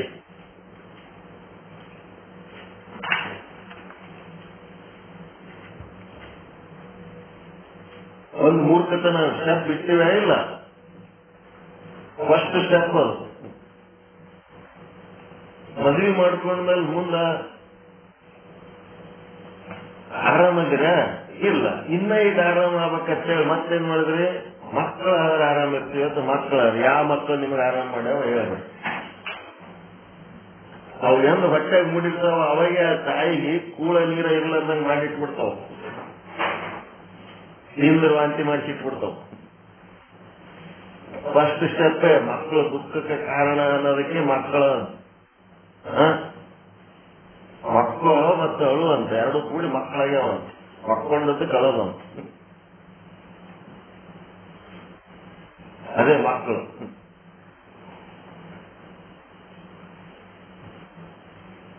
ಅದು ಎರಡನೇ ಮೂರ್ಖತನ. ಆಯ್ತು, ಎರಡು ಮೂರ್ಖತನ ಮಾಡಿವಿ ಅಂತಂದ್ಮೇಲೆ ಇಂಥ ಬ್ರಹ್ಮಜ್ಞಾನಕ್ಕೆ ಯಾವುದೋ ಕಾರಣಕ್ಕೆ ಬಂದಿರಲ್ಲ. ಬಂದಿದ್ದು 4 ದುಡ್ಡು ನಿಮ್ಮ ದುಡಿದು ನೀವು ದುಡಿದು ನಿಮ್ಮ ಸಂತೋಷಕ್ಕೆ ಖರ್ಚು ಮಾಡ್ಲಾರ್ದೆ ಅಂತವರಿಗೆ ಜಮಾಚಿಡ್ಬೇಕಂತ ಏನ್ ಮಾಡಿ ನೀವು ತಿಲ್ಲಾರ್ದೆ ಇಟ್ಟೋಗ್ತಿರಲ್ಲ. ಅದ್ ಏನಾರೆ ನಮ್ಮ ಅಪ್ಪ ಇಟ್ಟಿತ್ತೋ ಏನೋ, ನಮ್ಮ ಮುಚ್ಚೆ ಇಟ್ಟಿತ್ತೋ ಏನಂತ ಅವ್ರ ಏನಾರೆ ಧನ್ಯತ ಭಾವದಿಂದ ತಗೊಳಕತ್ತಾರ, ಏನು ಅವನ ಅಧಿಕಾರದಿಂದ ತಗೊಳಕತ್ತಾರ. ಈ ಮನೆ ನಾವು ಹುಟ್ಟಿವಿ, ಇದು ನಮ್ಮದೇ ಅಧಿಕಾರ ಅಂತ ತಿಳ್ಕೊಂಡು ನೀವು ತಿಲ್ಲಾರ್ದ ಇಟ್ಟದ್ದೆಲ್ಲ ಅವ್ರು ಅನುಭವಿಸ್ಲಕತ್ತಾರ. ಇದೇನಿದು ಮೂರನೇದು ಒಳ್ಳೇದ ಮೂರ್ಖತನ? ಇದು ನೀವು ದುಡಿದು ನೀವು ತಿಲ್ಲಾರ್ದು ಏನ್ ಹಡ್ದೀವಿ ಅಂತ ಅಂದ್ಮೇಲೆ ನಿಮ್ಗೆ 25 ವರ್ಷ ಬದುಕದ ಅಷ್ಟೇ ಅವ್ರ ಕೆಲಸ. ನಮ್ಮ ಆಸ್ತಿ, ನಮ್ಮ ರೊಕ್ಕ ಅದೆಲ್ಲ ನಮ್ದೇ ಇರೋದು, ನಾವಿರೋ ತನಕ. ಅವ್ರದೇಕಾಗ್ತದ? ನಮ್ದು ಏನದರಿ, ಏನಿರೋದೆಲ್ಲ ಮಕ್ಕಳ ಸಲುವಾಗಿ ಆದ ಅಂತ ಏನ್ ಅಂತಾರಲ್ಲ, ಅವ್ರಂತ ಕಡು ಮೂರ್ಖರು ಮತ್ತಿನ್ಯಾರಲ್ಲ. ನಿಮ್ ಸಲುವಾಗಿಲ್ಲ ಅಂತಂದ್ರೆ ಮತ್ತೆ ಅದಕ್ಕೆ ಬದುಕಿರಿ ಹೊರಗಡೆ. ಹಿಂಗೆಲ್ಲ ಅದಾವ. ಅದಕ್ಕೇನ ಮುಮುಕ್ಷತ್ವ, ಅನನ್ಯ ಶರಣಾಗತಿ, ಅಭಿಪ್ಸೆ, ಮತ್ತೇನದ ಸತತ ಪ್ರಯತ್ನ, ಇವೆಲ್ಲ ಏನದವ ಜ್ಞಾನಿಯ ಆತ್ಮ ವಿಮುಖನಾದಾಗ ಕೂಡ ಇಂಥ ಪ್ರಯತ್ನಗಳು ನಡೆದವ ಅವನಲ್ಲಿ. ಆತ್ಮವಿಮುಖವಾದಾಗ ವ್ಯವಹಾರ ಏನ್ ವ್ಯವಹಾರ? ಮೋಕ್ಷ ಪಡ್ಕೋಬೇಕು ಅನ್ನೋದಕ್ಕ ಪ್ರಯತ್ನ ಮಾಡಕತ್ತನ.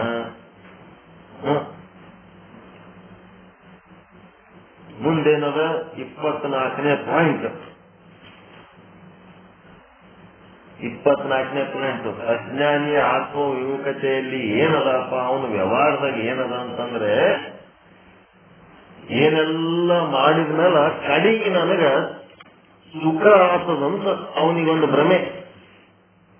ಇದೆಲ್ಲ ಸಂಸಾರ ಚಂದ ಚಂದ ಚಂದ ಮಾಡಿದ್ಮೇಲೆ ಕಡೆಗೆ ಹೆಣಿಸಿ ನನ್ನ ಗಂಡ ಬಹಳ ಚಲೋ ಗಂಡ ಅಂತಾನ, ನಮ್ಮ ಅಪ್ಪ ಬಹಳ ಚಲೋ ಅಂತಾನಂತ ಮಕ್ಕಳು ಅಂತವ, ನಮ್ಮ ಬೀರ ಬಹಳ ಚಲೋ ಅಂತಾರ ಬೀಗ್ರ ಅಂತಾರ, ಬಂಧುಗಳು ನಮ್ಮ ಮಿತ್ರ ಬಹಳ ಚಲೋ ಅನಿಸುವಳಕ್ಕ ಕಡಿಗೊಂದೇನೋ ಚಲೋ ಅನಿಸ್ಕೋತೀನಿ, ಕಡಿಗೊಂದೇನೋ ಸುಖ ಆಗ್ತದ ಅಂತೇಳಿ ಮನೆಯಲ್ಲಿ ಸುಖ ಆದ ಅಂತ ತಿಳ್ಕೊಳ. ಮನೆಗೆ ಸುಖ ಆದ, ಮುಂದೆ ಸುಖ ಆಗ್ತದ ಅಂತೇಳಿ ಈಗ ಒಂದು ಭ್ರಮೆ ಒಳಗೆ ಹೋಲಕತ್ತಾನ. ಈ ಅಜ್ಞಾನಿ ಆತ್ಮವಿಮುಖತೆಯಲ್ಲಿ ಸುಖ ಹೆಂಗದ ಅಂತಂದ್ರ, ಒಬ್ಬವ ಕತ್ತಿ ಮ್ಯಾಲ ಕೂತಿದ್ನಂತ, ಕತ್ತಿ ಮ್ಯಾಲ ಕೂತು ಒಂದು ಉದ್ದನ ಬಡಿಗೆ ಹಿಡ್ಕೊಂಡಿದ್ನಂತ. ಆ ಬಡಿಗೆ ತುದಿಗೆ ಹುಲ್ಲು ಕಟ್ಟಿದ್ನಂತ. ಅದು ಹಸಿರಾದ ಎಳೆ ಹುಲ್ಲು ಅದಲ್ಲ, ಅದು ಆ ಕತ್ತಿಲಿಂದ ಒಂದು 3 ಫೂಟ್ ಮುಂದಕ್ಕಿತ್ತಂತದು, ಕಟ್ಟಿಗೆ ಉದ್ದಕ್ಕೆ ಕಟ್ಟಿದ್ನಂತ. ಅದು ಕತ್ತಿ ಏನ್ ಮಾಡ್ತಿತ್ತಂತ, ಆ ಹುಲ್ಲು ಸಿಗುತ್ತದ ನಮಗ ತಿಲ್ಲಕತ್ತೇಳಿ ಆ ಹುಲ್ಲಿನ ಹಾಕಕ್ಕೆ ಅದು ಹಂಗೆ ಹೆಜ್ಜೆ ಹಾಕ್ತಿತ್ತಂತ. ಕತ್ತಿ ಹೆಂಗ್ ಹೆಜ್ಜೆ ಹಾಕ್ತದ ಅದ್ರ ಮ್ಯಾಲ ಕೂತು ಬಡಿಗೆ ಹಿಡ್ಕೊಂಡನಲ್ಲ, ಆ ಹುಲ್ಲನ್ನು ಹಂಗೆ ಮುಂದಕ್ಕೆ ಓದ್ತಿತ್ತಂತ. ಎಂದಾದ್ರೂ ಅದು ಸಿಗುತ್ತದೇನ್ರಿ ಹುಲ್ಲು? ಅದಕ್ಕ ಎಂದು ಸಿಗಬೇಕ ಅದ ಕತ್ತಿ ಆ ಹುಲ್ಲು. ಅರ್ಥ ಆಯ್ತಾ ಇದು ದೃಷ್ಟ ಅಂತ?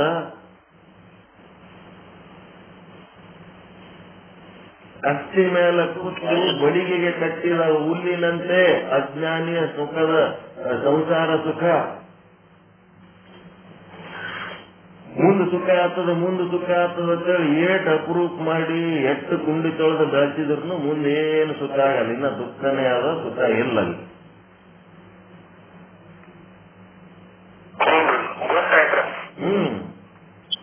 ಅದು ಹುಲ್ಲು ಹಂಗೆ ಮುಂದಕ್ಕೆ ಓದ್ತಿರ್ತದದು, ಎಂದೂ ಸಿಗಲ್ಲ. ಆತ್ಮವಿಮುಖನಾಗಿ ಸುಖದ ಭ್ರಮೆಯ ಸುಖ ಅನುಭವಿಸಿದ್ರೆ ಎಂದೂ ಸಿಗಲ್ಲ. ಇವನಿಗೆ ಪಕ್ಕ ಗೊತ್ತದ, ಜ್ಞಾನಿಯ ಆತ್ಮವಿಮುಖತೆಯಲ್ಲಿ ಇವನಿಗೆ ಪಕ್ಕ ಗೊತ್ತದ. ಏನು ಗೊತ್ತದ ಇವನಿಗೆ? ಕೊನೆಗೆ ಕಷ್ಟ, ನಷ್ಟ, ಅಪಮಾನ, ಹಿಂಸೆ, ಮರಣಾದಿಗಳು ಉಂಟೆಂಬ ಅರಿವದ. ಇವನಿಗೆ ಹೆಂಗದ ಈ ಸಂಸಾರ ವಿಮುಖ, ಒಂದು ಆತ್ಮ ವಿಮುಖ ಆಗಿ ಸಂಸಾರ ಅನುಭವಿಸ್ತಾನಲ್ಲ, ಇವನ್ ಹೆಂಗದ ಅಂತಂದ್ರೆ ಶೂಲವನೇರುವ ಪುರುಷನಂತೆ.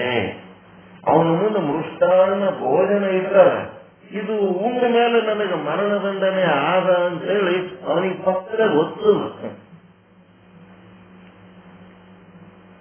ಅದಕ್ಕೆ ಇವ ಸಂಸಾರ ಭೋಗ ಹೆಂಗ್ ಮಾಡ್ತಾನ?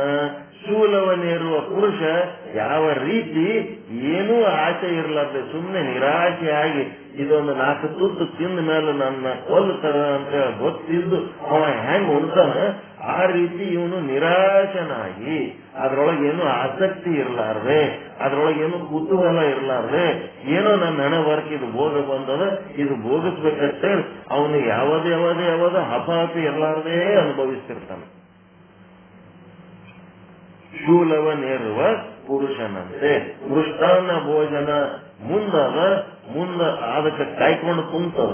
ಏನು? ಮರಣ ಕಾಯ್ಕೊಂಡು ಕುಂತಾಗ ಊಟ ಮಾಡಂದ್ರೆ ಹೆಂಗ್ ಮಾಡ್ತಾನ? ಅದು ಮರಣ ಆದ ಅನ್ನೋದು ಅವನಿಗೆ ಪಕ್ಕ ಗೊತ್ತದ. ಮರಣದ ಸ್ಮರಣೆ ಇದ್ದಕ್ಕ ಅವನಿಗೆ ಅದರೊಳಗೆ ಊಟದಾಗ ಆಸಕ್ತಿ ಇಲ್ಲ. ಇದರದ್ದು ಮುಂದೆ ರಿಸಲ್ಟ್ ವಿಷಯದಿಂದ, ವಿಷಯ ಏನದ? ವಿಷಕ್ಕಿಂತ ತೀಕ್ಷ್ಣ ಅಂತ.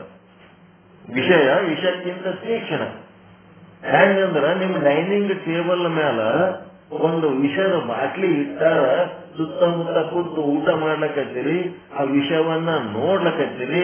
ವಿಷ ನೋಡ್ಕೋತ ನೀವು ಊಟ ಮಾಡಿದ್ರೆ ಅಂದ್ರೆ ಸತ್ತು ಬಿಡ್ತೀರ? ವಿಷ ಕುಡಿದ್ರೆ ಸಾಯ್ತೀರ? ಏನ್ ವಿಷ ಸುಮ್ಮನೆ ನೋಡಿದ್ರೆ ಸಾಯ್ತೀರ? ಆ ವಿಷ ನೆನೆಸಿದ್ರೆ ಸಾಯ್ತೀರ? ಏನೂ ಇಲ್ಲ, ಅದು ತನ್ನ ಪಾಡಿಗೆ ತಾನದ. ಆದ್ರೆ ವಿಷಯ ಅನ್ನೋದು ಏನದ, ಅದು ತಲೆಗೆ ಬಂತು ಅಂತಂದ್ರ ವಿಷಕ್ಕಿಂತ ತೀಕ್ಷ್ಣವಾಗಿ ನಮ್ಮನ್ನ ಕೊಲ್ಲಿ ಬಿಡ್ತದಂತದು ವಿಷಯ. ಅದಕ್ಕೆ ವಿಷಕ್ಕಿಂತ ತೀಕ್ಷ್ಣ. ವಿಷ ಕುಡಿದ್ರಷ್ಟೇ ಸಾಯ್ತಾರೆ, ವಿಷಯವನ್ನ ನೆನೆಸಿದ್ರೆ ಸಾವು ಚಾಲು ಆಯ್ತಂತ. ಅದಕ್ಕೇನಾಯ್ತು? ಶೂಲವನ್ನೇರುವ ಪುರುಷನಂತೆ ಇವನಿಗೆ ಪಕ್ಕ ಗೊತ್ತದ ಮುಂದ ಇದ್ರೊಳಗೆ ಸಮಸ್ಯೆ ಆದ ಅಂತೇಳಿ. ಆದ್ರೂ ನೀವು ಭೋಗಿಸ್ತಾನೆ. ಯಾಕಂದ್ರೆ ಕೊನೆ ಊಟ ಉಣ್ಬೇಕಾಗ್ಯದ, ನನಗಿದು ಭೋಗ ಬಂದದ ಜೀವನದಾಗ, ಇದನ್ನ ಅನುಭವಿಸ್ಬೇಕಂತ ಅನುಭವಿಸಿರ್ತಾನೆ ಅಷ್ಟೇ. ಕಡಿ ಊಟ ಅಂತಾರ, ಕಡಿ ಊಟ.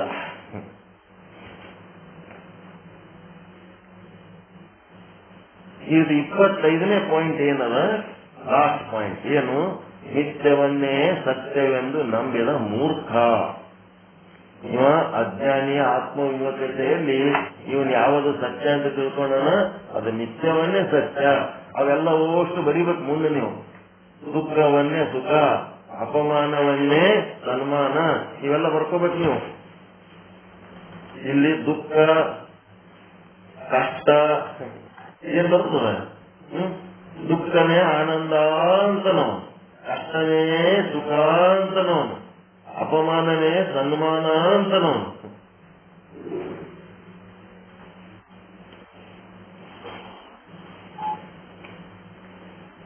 ನಷ್ಟ ಏನಾಗ್ತದ ಅದೇ ಲಾಭ ಅಂತಾನೆ ಅವನು. ಇದಕ್ಕೇನಂತಾರೆ ಅವಿವೇಕಿ ಅಂತ. ಒಳ್ಳೇದು ಕೆಟ್ಟದು ಬೇರ್ಪಡಿಸಿ ತಿಳಿದುಕೊಳ್ಳುವಂತ ಸಾಮರ್ಥ್ಯವಿಲ್ಲದಂತ ಅವಿವೇಕಿ ಇವನು. ಆದ್ರೆ ಇವನು ಬ್ರಹ್ಮಜ್ಞಾನಿ ಹೆಂಗಿರ್ತಾನೆ? ಮಿಥ್ಯವನ್ನ ಮಿಥ್ಯ ಅಂತ, ಸತ್ಯವನ್ನ ಸತ್ಯ ಅಂತ ಹರಿತ ಬ್ರಹ್ಮಜ್ಞಾನಿ ಇವನು ವಿವೇಕಿ ಆಗಿರ್ತಾನ.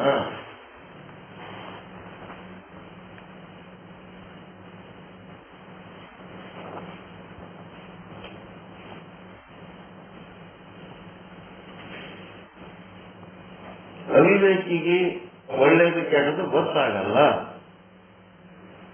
ಅವನು ಎರಡನ್ನ ಅನುಭವಿಸ್ತಿರ್ತಾನ. ಹಿಂಗಾಗಿ ಅವನಿಗೆ ಏನಂತಾರ? ಶಠ ಅಂತ. ಶಠ ಅಂತಂದ್ರೆ ಸುಖ ದುಃಖ ಎರಡನ್ನ ಹಂಗೆ ಅನುಭವಿಸುವ ಇವ. ದುಃಖ ಅಂತ ಅನುಭವಿಸ ಹಂಗಿಲ್ಲ, ದುಃಖನು ಸುಖ ಅಂತ ಅನುಭವಿಸ್ತಿರ್ತಾನ.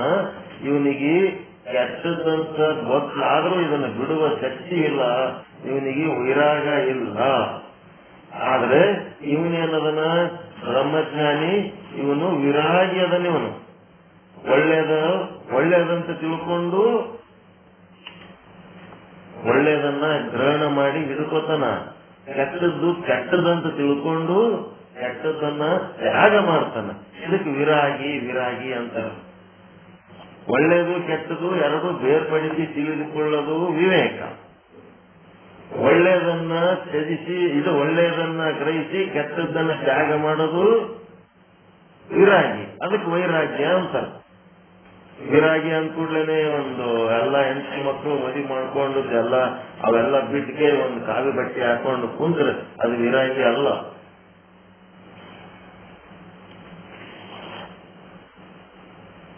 ವಿರಾಗಿ ಅಂತಂದ್ರೆ ಒಳ್ಳೇದು ಕೆಟ್ಟದು ತಿಳ್ಕೊ. ನಾವು ಗೃಹಸ್ಥನಾಗಿರ್ಬೋದು, ಸನ್ಯಾಸಿ ಆಗಿರ್ಬೋದು, ಏನಕ್ಕಿರ್ಬೋದು. ಒಳ್ಳೇದನ್ನ ಗ್ರಹಣ ಮಾಡಿ ಕೆಟ್ಟದ್ದನ್ನ ತ್ಯಾಗ ಮಾಡಿದ್ರೆ ಅವನಿಗೇನಂತಾರ? ವಿರಾಗಿ ಅಂತ. ಆ ಶಕ್ತಿ ಯಾರಿಗದ? ಬ್ರಹ್ಮಜ್ಞಾನಿ ಆತ್ಮವಿಮುಖತೆಯ ಒಂದು ಭಾಗದಲ್ಲಿ ವಿರಾಗಿ ಅಂತ ಬರ್ಕೊಡ್ರಿ. ಅಜ್ಞಾನಿ ಆತ್ಮವಿಮುಖತೆಯಲ್ಲಿ ಏನದ ಅಂದ್ರೆ ಶಠ ಅಂತ ಬರ್ಕೋಬೇಕು. ವಿರಾಗಿಗೆ ಅಪೋಸಿಟ್ ಯಾರು? ಶಠ. ಶಠ ಅಂದ್ರೆ ಒಳ್ಳೆಯದು ಕೆಟ್ಟದು ಗೊತ್ತಾಗಂಗಿಲ್ಲ.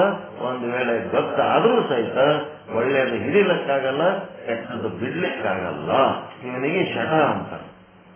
ವಿರಾಗಿಗೆ ಒಳ್ಳೆಯದು ಕೆಟ್ಟದ್ದು ಗೊತ್ತದ, ಕೆಟ್ಟದನ್ನ ತ್ಯಾಗ ಮಾಡ್ತಾನ, ಒಳ್ಳೆಯದನ್ನ ಗ್ರಹಣ ಮಾಡ್ತಾನ. ಅದಕ್ಕೆ ಇವನಿಗೆ ವಿರಾಗಿ ಅಂತಾರ. ಈ ರೀತಿಯಾಗಿ 119ನೇ ವಿಷಯಾಂಕ ನಿಮ್ಗ ಒಂದು ನೋಟ್ಸ್ ರೂಪದಲ್ಲಿ ಕೊಡ್ತೀವಿ. ಈ ನೋಟ್ಸ್ ಉಪಯೋಗ ಅಂತ ಅನಿಸ್ತದ? ಇಲ್ಲ, ಉಪಯೋಗ ಇಲ್ಲ.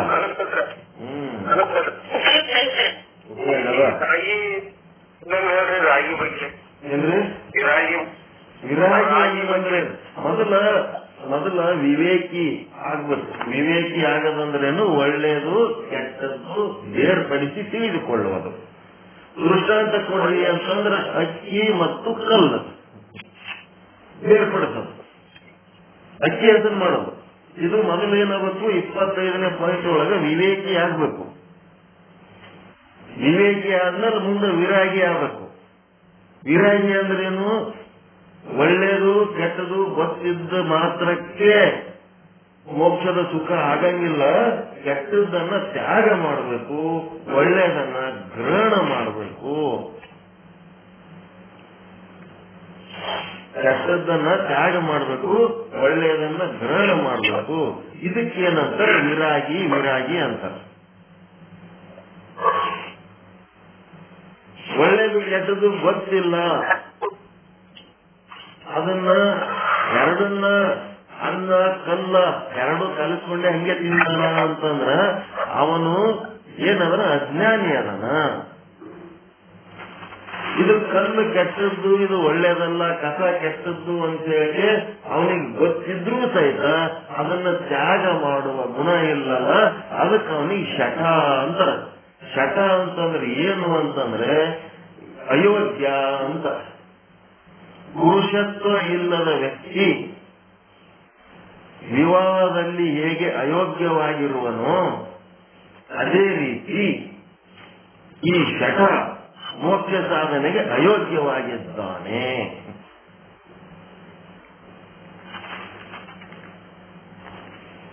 ಮೋಕ್ಷ ಸಾಧನೆಗೆ ಅಯೋಗ್ಯನು.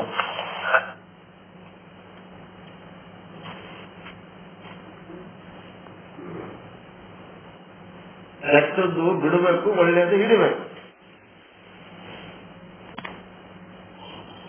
ವಿರಾಗಿ ಆದ್ರೆ ಮುಂದೆ ಸಾಧನೆ. ಎಷ್ಟು ಗುರು ಶಂಕ ಹೊಡೆದು ತಿಳಿಸಿ ಹೇಳಿದ್ರು ಅವನಿಗೆ ಕೆಟ್ಟದ್ದು ಬಿಡ್ಲಕ್ಕಾಗಲ್ಲ, ಒಳ್ಳೆಯದು ಹಿಡಿಲಕ್ಕಾಗಿಲ್ಲ ಅಂತಂದ್ರೆ ಅವನೊಬ್ಬ ಶಠನೇ ಇರ್ತಾನೆ, ಮತ್ತಿನೇನಿಲ್ಲ.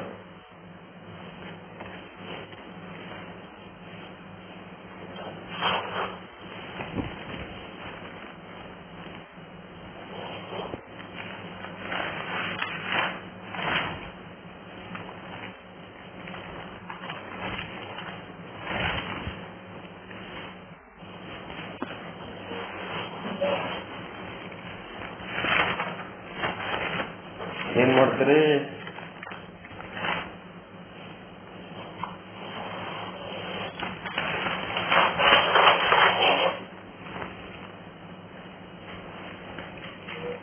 ಉತ್ತಮ ಅಧಿಕಾರಿ ತತ್ವದೃಷ್ಟಿಯ ಪ್ರಶ್ನೆ. ಏನ್ ಪ್ರಶ್ನೆ ಇತ್ತು? ಸದ್ಗುರುನಾಥನೇ, ನಾವು ಸಂಸಾರ ದುಃಖದಿಂದ ಬಳಲಿ ಬೇಸತ್ತು ತಮ್ಮಲ್ಲಿ ಶರಣಾಗತರಾಗಿದ್ದೇವೆ. ತಾವು ಅತ್ಯಂತ ದುಃಖದ ನಿವೃತ್ತಿ ಮತ್ತು ಪರಮಾನಂದ ಪ್ರಾಪ್ತಿಯ ಉಪಾಯವನ್ನು ಹೇಳಿರಿ ಅಂತ ಬಂದತ್ನಾಗ ಗುರು ಏನಂತಾನ? ಈ ವಿಚಾರ ನಿನಗೆ ಭ್ರಾಂತಿಯಿಂದ ಉಂಟಾಗಿದೆ. ಯಾಕಂದ್ರೆ ನೀನು ಸ್ವಂತ ಏನದೆ ಆನಂದ ಸ್ವರೂಪನೇ ಇದ್ದೀಯಾ. ಯಾವುದಾದರೂ ಅಪ್ರಾಪ್ತ ವಸ್ತು ಇದ್ದರೆ ಅದನ್ನು ಪ್ರಾಪ್ತಿ ಮಾಡಿಕೊಳ್ಳುವ ಇಚ್ಛೆಯೂ ಸರಿ, ಆದರೆ ನಿತ್ಯ ಪ್ರಾಪ್ತ ರೂಪವಾದ ನಿನ್ನ ಆನಂದ ರೂಪದ ಪ್ರಾಪ್ತಿ ಏನದಲ್ಲ, ಇದನ್ನೇ ಆನಂದ ಹೊಂದಬೇಕು ಅಂತಿದೆಲ್ಲ. ನೀನು ಆನಂದ ಸ್ವರೂಪನಾಗಿ ಆನಂದ ಹೊಂದಬೇಕಂತಿದೆಲ್ಲ, ಇದು ನಿನ್ನ ಭ್ರಾಂತಿ ಅಂತ.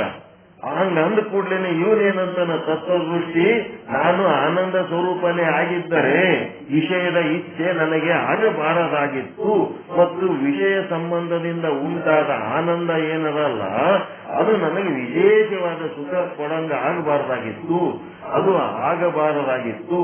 ಆದ್ದರಿಂದ ನಾನು ಆನಂದ ಸ್ವರೂಪ ಅಲ್ಲ. ವಿಷಯಗಳೇ ಆನಂದ ಸ್ವರೂಪ ಇದ್ದಾವೆ. ಯಾಕಂದ್ರ ನಾನು ಆನಂದ ಸ್ವರೂಪ ಆಗಿದ್ನಿ ಅಂತಂದ್ರ ವಿಷಯದ ಸುಖ, ವಿಷಯದ ಇಚ್ಛೆ ನನಗೆ ಆಗಬಾರ್ದಾಗಿತ್ತು. ವಿಷಯದ ಇಚ್ಛೆ ಮತ್ತು ವಿಷಯದ ಸುಖದ ಒಂದು ವಿಶೇಷ ಅನುಭವ ನನಗೆ ಆಗ್ಲಕತ್ತದ ಅಂತಂದ್ರೆ ಅವೇ ನನಗೆ ವಿಶೇಷ ಅನಿಸ್ಲಕತ್ತವ ಅಂತ. ಅವಾಗ ಗುರು ಏನಂದ, ಆತ್ಮವಿಮುಖ ಬುದ್ಧಿಯುಳ್ಳ ಪುರುಷರಿಗೆ ವಿಷಯದ ಇಚ್ಛೆ ಆಗುತ್ತದೆ. ಮಹಾತ್ಮರು 100 ವರ್ಷಗಳ ಪರ್ಯಂತರ ಸಮಾಧಿಯಲ್ಲಿರುತ್ತಾರೆ. ಅವರಿಗೆ ವಿಷಯದ ಇಚ್ಛೆ ಆಗುವುದಿಲ್ಲ. ಅಥವಾ ನೀನೇ ಸುಷುಪ್ತಿ ಅವಸ್ಥೆಯಲ್ಲಿ ಇದ್ದಾಗ ನಿನಗೆ ವಿಷಯದ ಇಚ್ಛೆ ಆಗುವುದಿಲ್ಲ. ಇದಕ್ಕೆ ಕಾರಣ ಏನು ಅಂತ ಕೇಳಿದರೆ, ಕಾರಣವೇನು ಅಂತ ಕೇಳಿದರೆ, ಆತ್ಮವಿಮುಖ ಬುದ್ಧಿಯುಳ್ಳವರಿಗೆ ವಿಷಯದ ಇಚ್ಛೆಯುಂಟಾಗುತ್ತದೆ. ಆ ಇಚ್ಛೆಯಾದಾಗ ಅಂತಃಕರಣವು ಚಂಚಲವಾಗುತ್ತದೆ. ಚಂಚಲವಾದ ಬಹಿರ್ಮುಖವಾದ ಅಂತಃಕರಣದ ವೃತ್ತಿಯಲ್ಲಿ ಆತ್ಮದ ಆನಂದ ಬಾನ ಆಗುವುದಿಲ್ಲ. ಇಚ್ಛಿತವಾದ ವಿಷಯ ಯಾವಾಗ ಪ್ರಾಪ್ತಿಯಾಗುತ್ತದೆಯೋ ಆವಾಗ ಅವನ ಅಂತಃಕರಣವು ತಟಸ್ಥವಾಗುತ್ತದೆ. ಇಚ್ಛಿತ ವಿಷಯ ಪ್ರಾಪ್ತಿಯಾದಾಗ ಅಂತಃಕರಣ ತಟಸ್ಥ ಆಗ್ತದ, ಅಂತರ್ಮುಖವಾಗುತ್ತದೆ. ನಿಶ್ಚಲವಾದ ಅಂತರ್ಮುಖವಾದ ಆ ಅಂತಃಕರಣ ವೃತ್ತಿಯಲ್ಲಿ ತನ್ನ ಆತ್ಮದ ಆನಂದವೇ ಪ್ರತಿಫಲಿಸಿ ತೋರುತ್ತದೆ. ಆದರೆ ಅಜ್ಞಾನಿ ತಿಳಿದುಕೊಳ್ಳುತ್ತಾನೆ ಏನೆಂದರೆ ಇದು ವಿಷಯದಿಂದಲೇ ಆನಂದ ಬಂತು ಅಂತ. ಒಂದು ವೇಳೆ ವಿಷಯದಲ್ಲಿಯೇ ಆನಂದ ಇತ್ತು ಅಂದ್ರೆ ಬಹಳ ದಿನಗಳ ಹಿಂದೆ ಅಗಲಿ ಹೋದ ಮಗನ ಸಲುವಾಗಿ ತಂದೆಯ ವ್ಯಾಕುಲ ಚಿತ್ತ ಉಳ್ಳವನಾಗಿರುತ್ತಾನಲ್ಲ, 5-6 ವರ್ಷಗಳ ನಂತರದಲ್ಲಿ ಅಕಸ್ಮಾತ್ ಮಗ ಬಂದ ಅಂದ್ರೆ ಮಗನ ಕಂಡ ಕ್ಷಣವೇ ಆನಂದ ಭಾನವಾಗುತ್ತದೆ. ಮುಂದೆ ಕುಳಿತು ಎಲ್ಲಿಗೆ ಹೋಗಿದ್ದಿ, ಹೇಗೆ ಇದ್ದಿ, ಏನು ಉಂಡಿ ಅಂತೇಳಿ ಏನೆಲ್ಲ ವಿಚಾರ ಮಾಡ್ತಾ ಇರ್ತಾನೆ. 1 ತಾಸು ಕಳೆದ ಬಳಿಕ ಊಟ ಮಾಡೋಣ ನಡಿ ಅಂತ ಅಡಿಗೆ ಮನೆಗೆ ಕರೆದುಕೊಂಡು ಹೋಗುತ್ತಾನೆ. ಇಲ್ಲಿ ಪ್ರಶ್ನೆ ಏನೆಂದರೆ, ಮೊಟ್ಟ ಮೊದಲು ಮಗನನ್ನು ಕಂಡಾಗ ಯಾವ ಆನಂದ ಭಾನವಾಗಿತ್ತೋ ಅದು ಈಗ ಇಲ್ಲ. ಯಾಕೆ? ಮಗನೇ ಆನಂದಕ್ಕೆ ಕಾರಣವಾಗಿದ್ದರೆ ಮುಂದೆ ಕುಳಿತಿದ್ದಾನೆ ಮಗ.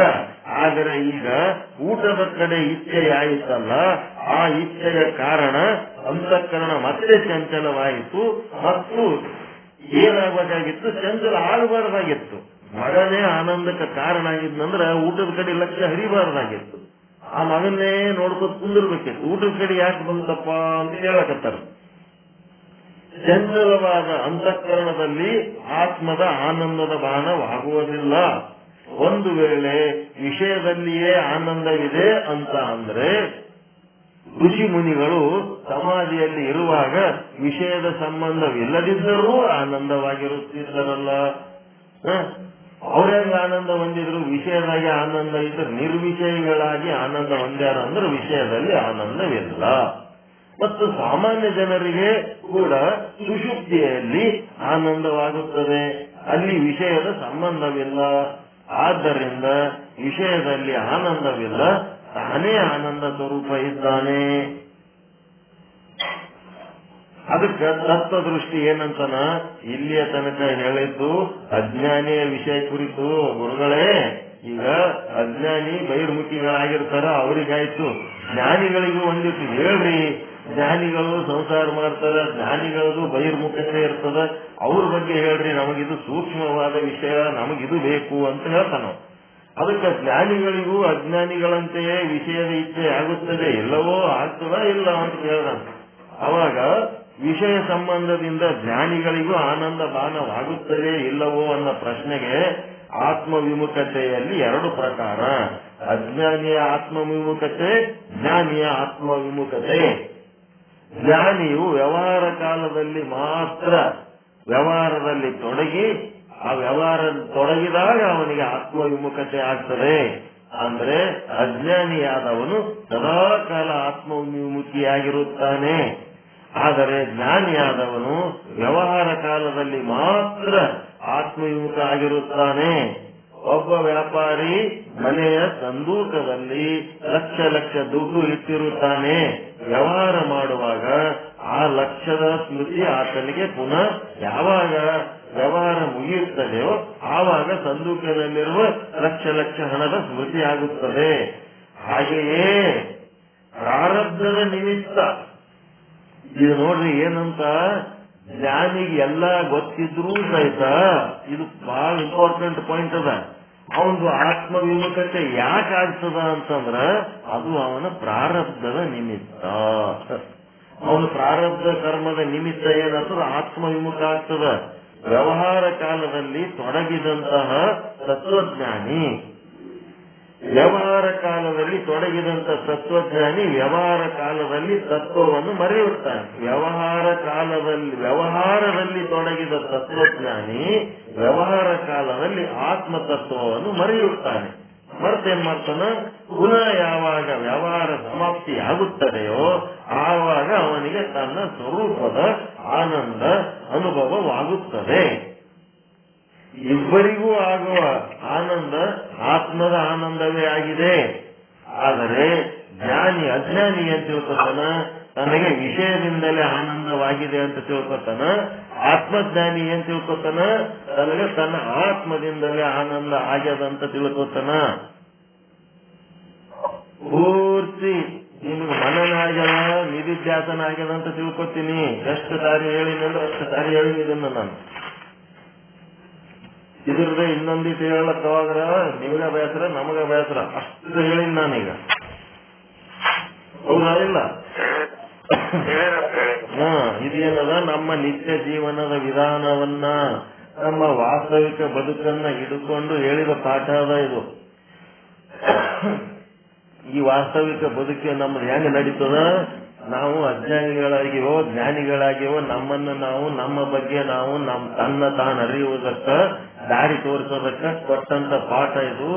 ಈ ಒಂದು ವಾರ 10 ದಿವಸದೊಳಗ ಇದು 119ನೇ ವಿಷಯ ಅಂತ ಏನದ ನಮ್ಮ ವಾಸ್ತವಿಕ ಬದುಕನ್ನ ಕುರಿತು ಒಬ್ಬ ಆಧ್ಯಾತ್ಮ ಸಾಧಕನಿಗೆ ಆಧ್ಯಾತ್ಮ ಸಾಧಕ ಅಲ್ಲದವನಿಗೆ ಯಾವ ರೀತಿ ವ್ಯತ್ಯಾಸ ಇರ್ತದ ಅನ್ನೋದು ಸಂಪೂರ್ಣ ಬಿಚ್ಚಿಟ್ಟದಿಲ್ಲಿ.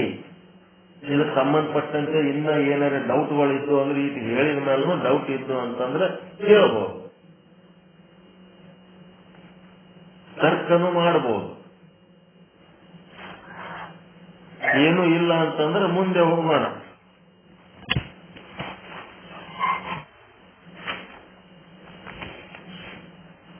ಏನ್ ಮಾಡ್ತೀರಿ?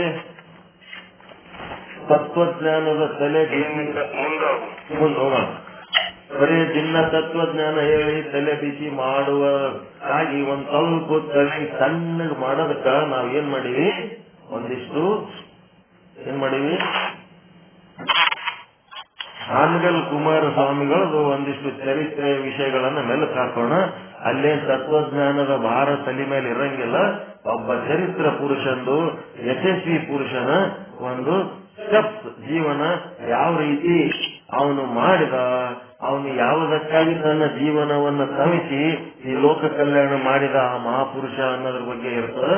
ಅದನ್ನ ನಾವು ನಾಳೆಯಿಂದ ಹೇಳ್ತೀವಿ. 1 ದಿವಸ ಅಥವಾ 2 ದಿವಸ ಇರ್ತದೆ. 1 ದಿವಸ ಮುಗಿತದ ಅನ್ಕೊಂಡಿನಿ, ಇಲ್ಲ ಅಂದ್ರೆ 2 ದಿನ ಆಗಲ್ಲ, ಏನಾಗಲ್ಲ. ಅದಾದ್ಮೇಲೆ ಮುಂದೆ 120ನೇ ವಿಷಯ ಅಂತ ಕೂಗ್ತೀವಿ.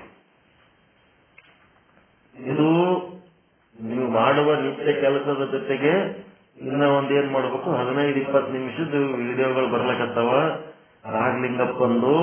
ನಾಗಲಿಂಗಪ್ಪ ಯಾವ ರೀತಿ ತಾನು ಈ ಅಧ್ಯಾತ್ಮ ಸಾಧನೆಯಲ್ಲಿ ಹುಟ್ಟಿದಾಗ ಹೆಂಗಿದ್ದ, ಬಾಲ್ಯದಾಗ ಹೆಂಗಿದ್ದ, ಯುವಕನಾದಾಗ ಹೆಂಗಿದ್ದ, ಜಗತ್ತಿನ ಜನರ ಜೊತೆಗೆ ಹೆಂಗ್ ನಡ್ಕೊಂಡ, ಏನ್ ಮಾಡ್ದ, ಎಲ್ಲ ಓಟು ಅದ್ರೊಳಗೆ ಚಂದ ಅದ. ಅದನ್ನ ನೋಡಿ ಹೆಂಗಿರ್ಬೇಕಂತ. ಓಕೆನಾ? ಏನಾದ್ರು ಹೇಳ್ಬೇಕ, ಮಾತಾಡ್ಬೇಕ ನನ್ನ ಜೊತೆಗೆ? ಯಾರೇ ಸಾಕಪ್ಪೋ ಮುಚ್ಚಿಕೊಂಡು ಆ ಕಡೆ ಯಾತ್ರೆ ಬಿಡ್ತಲ್ಲ.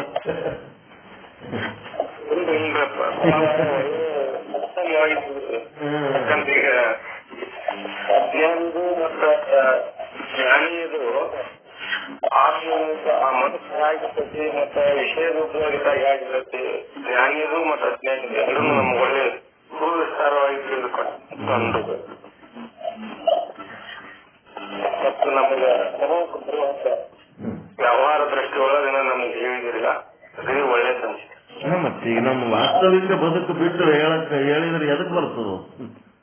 ಕಾಲ್ಪನಿಕ ಲೋಕದಾಗ ಹೋಗ್ಬಿಡ್ತೀವಿ ಅಷ್ಟೇ. ಏನೋ ಹೇಳಕತ್ತಾರ, ಏನೋ ಕೇಳಕತ್ತಾರ, ಹತ್ತಿದಾಗ ಕಾತದ, ಬಿಟ್ಟು ಹೋಗ್ಬಿಡ್ತೀವಿ. ಪರಮಾನಂದ ಪ್ರಾಪ್ತಿ ಭವ, ಸರ್ವ ದುಃಖ ನಿವೃತ್ತಿ ಭವ, ಇಷ್ಟಾರ್ಥ ಸಿದ್ಧಿರಸ್ತು, ಯಶಸ್ವಿ ಭವ. ಓಂ ಶಾಂತಿ ಶಾಂತಿ ಶಾಂತಿ. ಎಲ್ಲರಿಗೂ ಶರಣಾರ್ಥಿಗಳು. ಎಲ್ಲರಿಗೂ ಶುಭವಾಗಲಿ, ಎಲ್ಲರಿಗೂ ಒಳಿತಾಗಲಿ. ಓಂ ಶಾಂತಿ ಶಾಂತಿ ಶಾಂತಿ. ಎಲ್ಲರಿಗೂ ಶರಣಾರ್ಥಿಗಳು. ಎಲ್ಲರಿಗೂ ಶುಭವಾಗಲಿ, ಎಲ್ಲರಿಗೂ ಒಳಿತಾಗಲಿ.